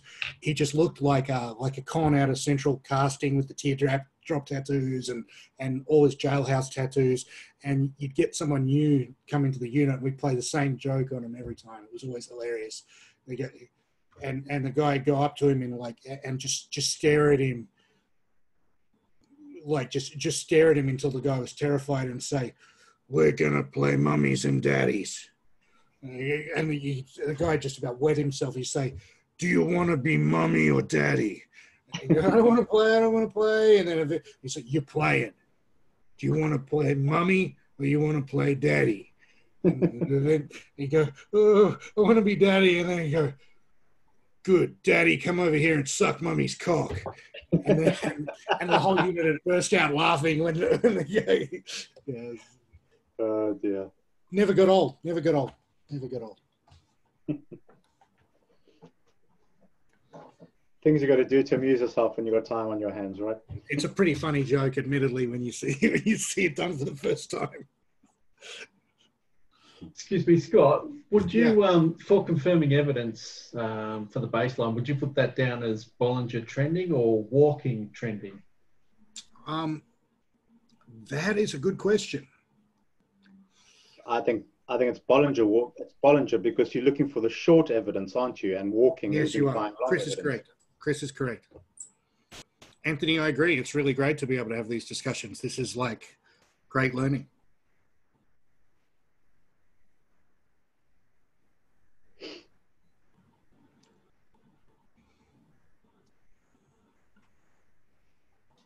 Looks like I'm going to have a loser here and no one else is.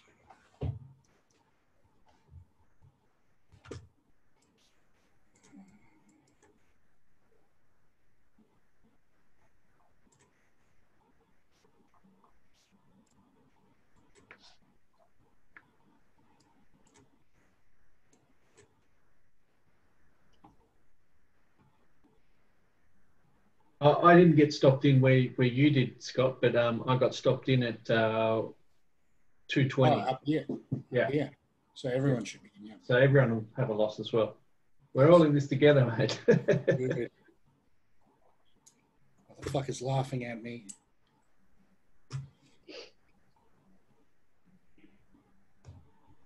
We'll see. You never know. That we're all in this together thing's a bit of a sore point here in Victoria. So it's just blowing up again out of nowhere again. I think we're just doing way more testing than everyone else. It doesn't make logical sense. And Victorians are just stupid. That's I the stuck whole a machine point, out right? there, didn't I? Yeah. You can't go anywhere in Thailand without a mask. There's nowhere that'll let you in. Like, there's a 7-Eleven downstairs in my building, and they wouldn't let me in without a mask the other day. Just because I forgot it when I came downstairs, and it's like, "Oh, do I have to go back up?" They're like, "Yeah, go back upstairs, motherfucker." But I mean, the more testing you do, the higher the infection rate's going to appear, right? But so long as the death rate's coming down, then that would make sense. But the death rate and hospitalization and things are lagging, right? So they're like 2 weeks in arrears. So it's kind of difficult to pull out. It's yeah, it does my head, to be honest. Well, it's yeah. I don't know what to think. Like, and I'm through thinking that I have all the answers about that. I'm glad I'm in a place without where it's not prevalent. That's for sure. I don't want it. You'd be surprised. I think most of us have probably had it. We don't even know it. This could be true.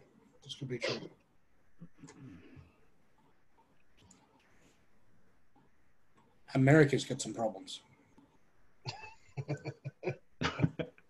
And we're not just talking coronavirus.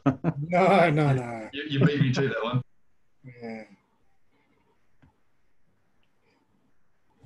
There's this great Isaac Asimov quote about America.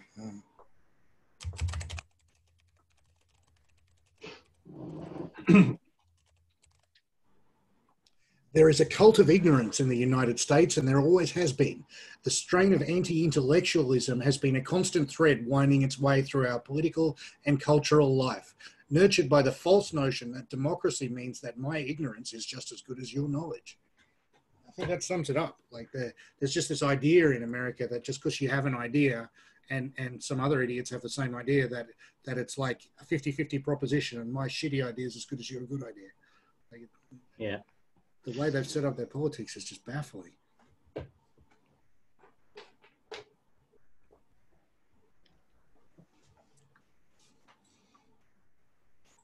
So are you back in Bangkok now, Scott? Yeah, I got back from Shanghai last night. Yeah.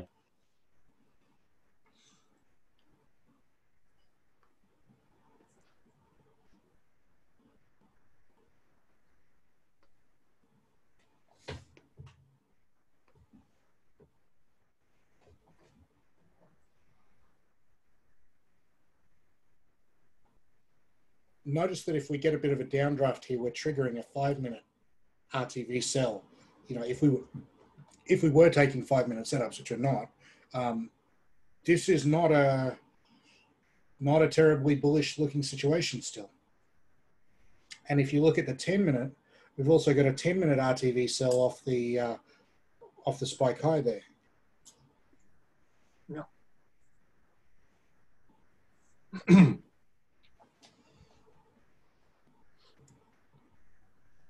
And you would have confirming evidence on the 20 if you were looking at that 5-minute one. One of the improvements that people could make is by also taking 5-minute RTVs and 10-minute RTVs. That would be something to look at in the future.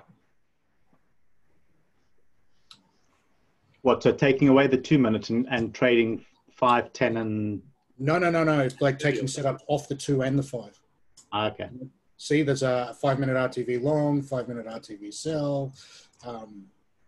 There's lots of decent 5-minute setups. What bigger runs? Especially if you had trending confirming evidence on the 10 and 20. Yeah.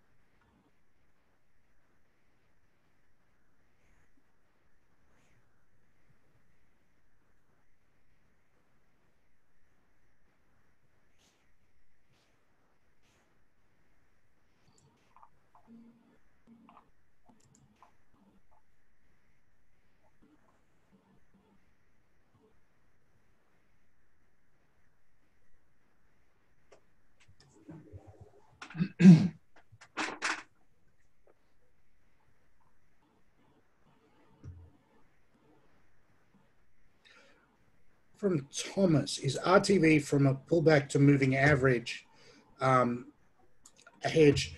Have I ever tested it? Not only have I tested it, but I've built systems around it before. I built a 4-hour system based on it, and the idea is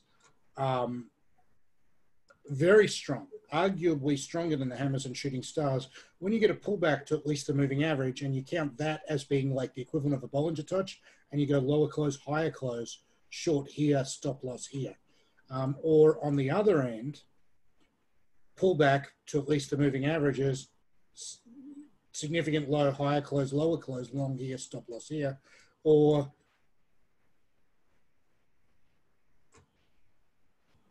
can't quite tell where the low is, but pull back to here, higher close, lower close, long here, stop loss here.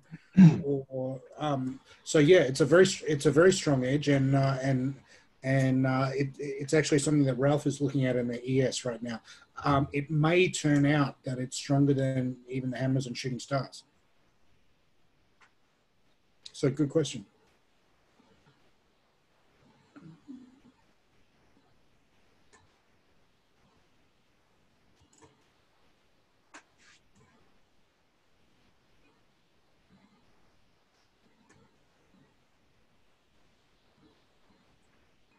Yeah, it's on the actually as we speak. Ralph is doing some work on potentially adding that to the ES. Yeah, it was just one of those things that left out, and it was taking enough trades, so didn't need to add in. Yeah, it's an interesting setup. You can see here, you know, the pullback to at least the moving averages, touch of the Bollinger. Sorry, not touch of the Bollinger. Like you consider this as the spike high as being any spike high past here as being the start of an RTV, and short here, stop loss here. It's a nice risk reward trade.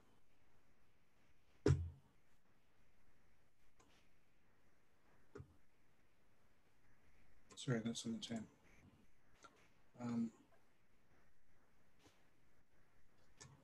So you can see these happen quite a lot, like lower close, higher close, short here.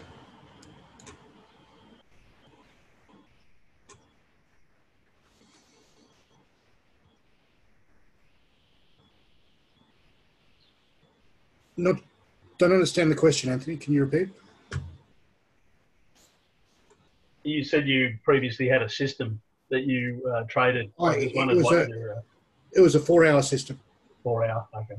And just what instruments? I traded a whole bunch of different stuff with it, like half a dozen different markets simultaneously, because it's 4 hours. You have to trade a universe. So I traded the FX majors plus AUD JPY, I think, from memory. And I traded, I think, 3 of the day's 4-hour rollovers, I think was how I traded it. I didn't trade it for long. It was superseded by this. The performance was better.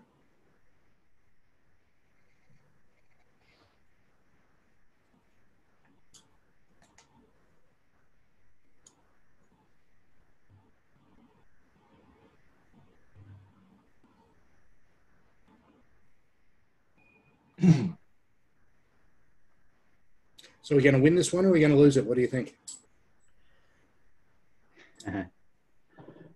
Well, I mean, it's becoming a real Bollinger squeeze, and the target is now a long way below the bottom Bollinger. You'd have to have a fairly substantial breakout low. Hmm. 16 bars in from the highs. I think if it goes up another bar up from here, we're probably fucked. And if it doesn't, it's probably going to transition into a trading range and then see how the trading range plays out. And chances are we're probably going to be here for another couple of hours. So in some ways, I'd prefer to lose now.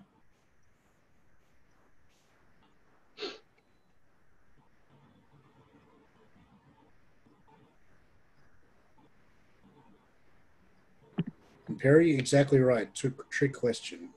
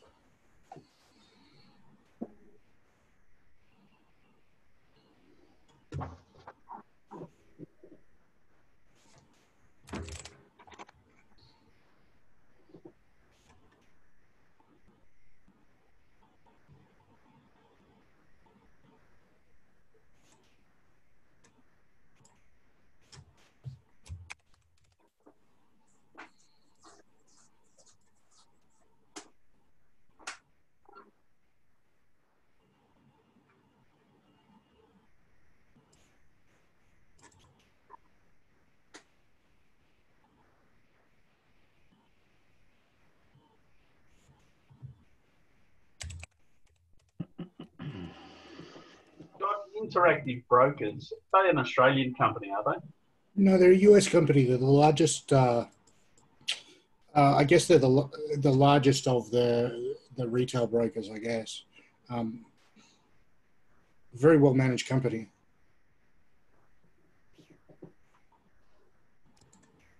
Okay, I loaded Ninja Trader today and then went to Interactive Brokers, but it was interactivebrokers.com.au. So I have headed down. No. They have offices in Australia. They got their FX trading license suspended a couple of years ago because they turned around and said to ASIC that, oh, we're the biggest FX broker in the world. We don't need an Australian license because we're an American company and USA, and they just suspended their license. So they had to stop trading FX. They've only just got it back recently. So you might expect a bit of compliance issues with them. Like they've become fussy about compliance, like lots of forms to fill out and bullshit. Yeah, like even though the American, like the leverage that I can get on IB is under European law, so the maximum leverage is 30-1. But I think if you're not UK based, then I think you could get a higher leverage. Not sure.